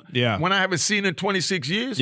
And luckily, I had a female, you know, parole officer, and she said, "Man, I didn't think about that because they didn't know. They didn't know what the hell that was going on because I just got released out of nowhere, and then my paperwork landed on their desk. So they thinking maybe I served my time or whatever. So I explained to them, I've been gone 26 years. I saw my mother once in 26 years. I'm going to go see my mother." You know what I mean? She's 83, and they gave me permission to go see her. Speaking of the other lady in your life, your wife, your lovely wife, who I've met and just adore. Did you tell her while you were down to wait, or did you say, "Hey, look, if you need to move on, I'll understand"? No, we didn't even speak about none of that. I don't get into none of that. You know what I mean? Like I said, man, I do me. Whatever person want to do. Cause if I'm on if the tables is turned, I know that I'm not going to be no angel or not have sex. So those type of thoughts don't even come into a man's. Yeah. You understand what I'm saying? I mean, not no real man. So you never let into your mind, what could she be doing right now? Didn't care, because I know if I was out there, what I would be doing. So why would I even waste my time with something that, you know what I mean? Come on, dog. I mean, if she was in there doing life, I'm not going to have sex with nobody. You understand what I'm saying? So that's that's for suckers. Yeah. You understand what I'm saying? That's not even, as long as she's taking care of the kids and making sure that she's holding out responsibility with me, whatever I need with the lawyer and all that, that's it and that's all. Everything else is for suckers. Yeah. What was the and then we'll get out of here after this, but I think about New York City, I think about Harlem, I think about the hood. What was the biggest culture shock, the biggest change that you saw when you came back to New York for the first time? White people walking down Bradhurst 2, 3 in the morning. And Bradhurst is, of course. That's the killing field. That's the burial ground. That's where I know that all those bodies that was buried in those buildings during my time, man. I mean, dudes was using them as burial grounds. Yeah. And, I like I said, I ran my psych section in the neighborhood, and I had all the juice and all the power, but when I walked down Bradhurst, I kept my pistol in my hand because they done knocked out all the street lights. And, dudes walking around like zombies rolling up on you. Then when they see us, me, like, oh, my bag, that's you, Unique? Yeah. You know what I mean? But they was ready to rob me if they didn't know who I was. That's what type of block this was. Yeah. And then now I see, white people and Chinese people walking poodles 3 in the morning out there. Yeah. Like, what the? Where am I at? Right. Because you want to go warn them? You wanted to be like, hey, are you okay? You know what I mean? You lost? And my homies saw me looking like, what the? And they're like, yo, that's the normal now, son. Yeah. I mean, back in the day, like I told you, any building that I wanted, you know what I mean? I just bust a lock, go in, and bring an old crackhead carpenter and set up shop and start pushing drugs. You took everything you wanted back then. That's how the street was for the taking back then. That's it. Yeah, now you can't take stuff like that anymore. I mean, there's consequences, but right now I'm not gonna put myself in that situation. Of course not. But that's what it was like. But like I said, back then everything was abandoned, man. All the Jewish people and white people that owned the buildings up in Harlem, they didn't even come up there to check on the buildings. So they went with whatever the super said. So the super would tell them, there's 5 apartments in there, the plumbing don't work in 5C, the electricity don't work here, it's gonna cost $20,000 to fix that. They're not gonna put no money in it. They said, okay, just padlock it up. But the whole time they fixed the joint up, and now you go to super, I need an apartment to rent to sell some crack out of. Yeah, and they say, all right, well, give me this joint, you know what I mean, and give me $600 a month. Yeah, you guys were the ones keeping the apartment filled. Exactly. You guys were doing the renovations. And the owners never came down there to see if they was lying. Yeah. Because they looked at us like animals down there. They was terrified to come check on their own property, my nigga. Yeah. Do you feel proud in a way that you got to be part of that truly phenomenal, unique era in American history where a young black guy with no education, I mean, to say no education, couldn't read or write, but you could just go take and make millions of dollars just off the street. Do you feel kind of like proud you got to be part of this era? No. You know what I mean? Because to me, it wasn't shit. You know what I mean? I mean, you just made it sound so glamorous. That was just life, my nigga. Yeah. You know, I mean, it just was what it was? Yeah, I don't see there's no special nothing. That's why when I look at YouTube, I see them Harlem this, Harlem that. Man, I just see Harlem as home. You know what I mean? So, I mean, I don't look at it. Just like when you ask me about getting shot. All right, I got shot 4 times, jumped off a building. Okay, and you know what I mean? That was just part of life. You know what I mean? So, I mean, and that's why I tell the youth, don't get involved because you don't want to be twisted like me where you can't comprehend things the way you do. You think there's a lot more opportunity now, especially for young black kids? Oh, yeah. Oh, yeah. They was, remember, back then, that's when they was starting that affirmative action and all that. You know what I mean? To make sure you hire a black person, you know what I mean? if you don't have a black person working there, even if the black person is not qualified. You know what I mean? All of those type of things, was just coming in. So now you get a chance to see black people. Like, it's funny you said that. I was driving, where was that? I was driving out in Jersey and I seen a garbage truck. No, I was in the Bronx. I seen a garbage truck and it had 2 Spanish guys with the green vests on it on a garbage truck picking up garbage this morning. And I was just laughing to myself because I said, damn, they actually got Mexicans, owning truck companies now. Yeah. When I was out here, it was all Italians. It was all Italians. They all had It was the all garbage Italians. routes. Now you got Mexicans that picking up garbage. Yeah. And now it's the garbage man that own a garbage company. Yeah. With a garbage truck. That's right. They had that shit on lock. Yeah. I ain't had to pay taxes on nothing at my club. Only thing I had to pay was the garbage man. I'm serious. That. Yeah. Yeah. They didn't care about you paying taxes, Yeah. but you had to pay them Italian garbage man because where else you going to put 100, Yeah. you know what I mean? We'll just stop collecting your garbage. Yeah. Yeah. So you had to pay them, and they ran it, Yeah. Do you think America is a great country? What do you think about America? Because you're at the end of the day, you come from Jamaica and you've seen. Now, it's a great country, great opportunities, but they play too much politics and manipulation games amongst the people instead of telling the people the truth. You know what I mean? And then hence again, like Donald Trump, he came and he let the cat out the bag and opened up a lot of people's eyes. And that's why really that's right why they now, tried to take him out too. Yeah, but they're confused right now. America's confused because they don't know what to believe. You know what I mean? They don't know what to believe anymore. Yeah, and people have given with up. Washington I'm talking about. Yeah. And I'm not going to pick a side up there, but I'm just saying they don't know what to believe, man. Yeah, You know? Well, what a story. I mean, I really love you. And, I can't, I'm going to tear up. But, to me, it's an American immigrant success story that you're here alive. I know you don't think it's shit, but to me, it's like you made it. It's another day of survival, man. But a lot of people like you, a lot of kingpins, junior kingpins, people that didn't even make that much money, they're never going to come home. So that's why I always ask you if you feel lucky. Yeah, most definitely. I feel lucky. I feel blessed. Yeah. You know what I mean? Yeah. But like I said, I had my mother to tell me calm down when I was running wild. Yeah. Like, slow down. My mother told me when I sent home my GED in January 1998, she said, baby, I'm more proud of this one piece of paper you sent me than the big house you bought me in Florida with the pool, jacuzzi, 2-car garage, BMW. She said, I'm just so happy that you're going down the right path. Wow. That's incredible. That's incredible. And I bought a big-ass house down there with pool and, ship car down there with big purple ribbon because that's her favorite color and the whole 9. Yeah, and moms don't care about that stuff. That's what I'm saying. She's like, but I justified what I was doing, that I was doing it for her. Yeah. Yeah. Yeah, we all mollified. I wonder if you've been born in a different era because, you had these role models in your life. I just think you came up in the streets in just one of the wildest eras. You know what I mean? I think if you came up now, you wouldn't be into all this. You wouldn't be into that. No, but that's swing. why I'm not in it now, and that's why I'm learning so much now. You know what I mean? Because back then, there wasn't no opportunity, man. No. Like I said, come on, all these buildings are full. When I was here, all the buildings was burnt down and empty, especially down here, Alphabet City. Look at this beautiful shit we have. And nobody was there to tell you when you did have all that drug money, here, real estate, buy buildings. Exactly. Like, this is expensive property. It's going to come back eventually. It's New York. Nobody was telling you guys. There was no YouTube videos to look up about finances, how to invest, Yeah. Yeah. All right. Well, hey, man, we appreciate you. We appreciate you, bro. And, okay, let's plug. What do we need to plug? Unique Mecca Audio on YouTube. That's one thing. Go follow this man on Instagram. I'm doing your plugs for you. We got to get your Instagram numbers up. Let's go follow him on, what's your Instagram handle? Unique Mecca Audio. That's it. He's got the best prison channel running.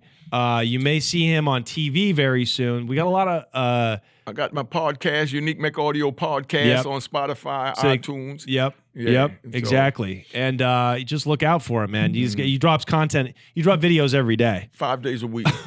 You know what I mean? 5 days. I've been through so much. I got to get the shit out before I die. Yeah. So I might be 100 and still got shit to talk about. Exactly. You got to keep fucking until you got to go. You can't die before you get all your stories out. So if these were just a snippet of what he talks about in terms of like prison stuff on the channel. So I encourage you, please go subscribe to the channel, watch it. It's just the best thing going on YouTube right now.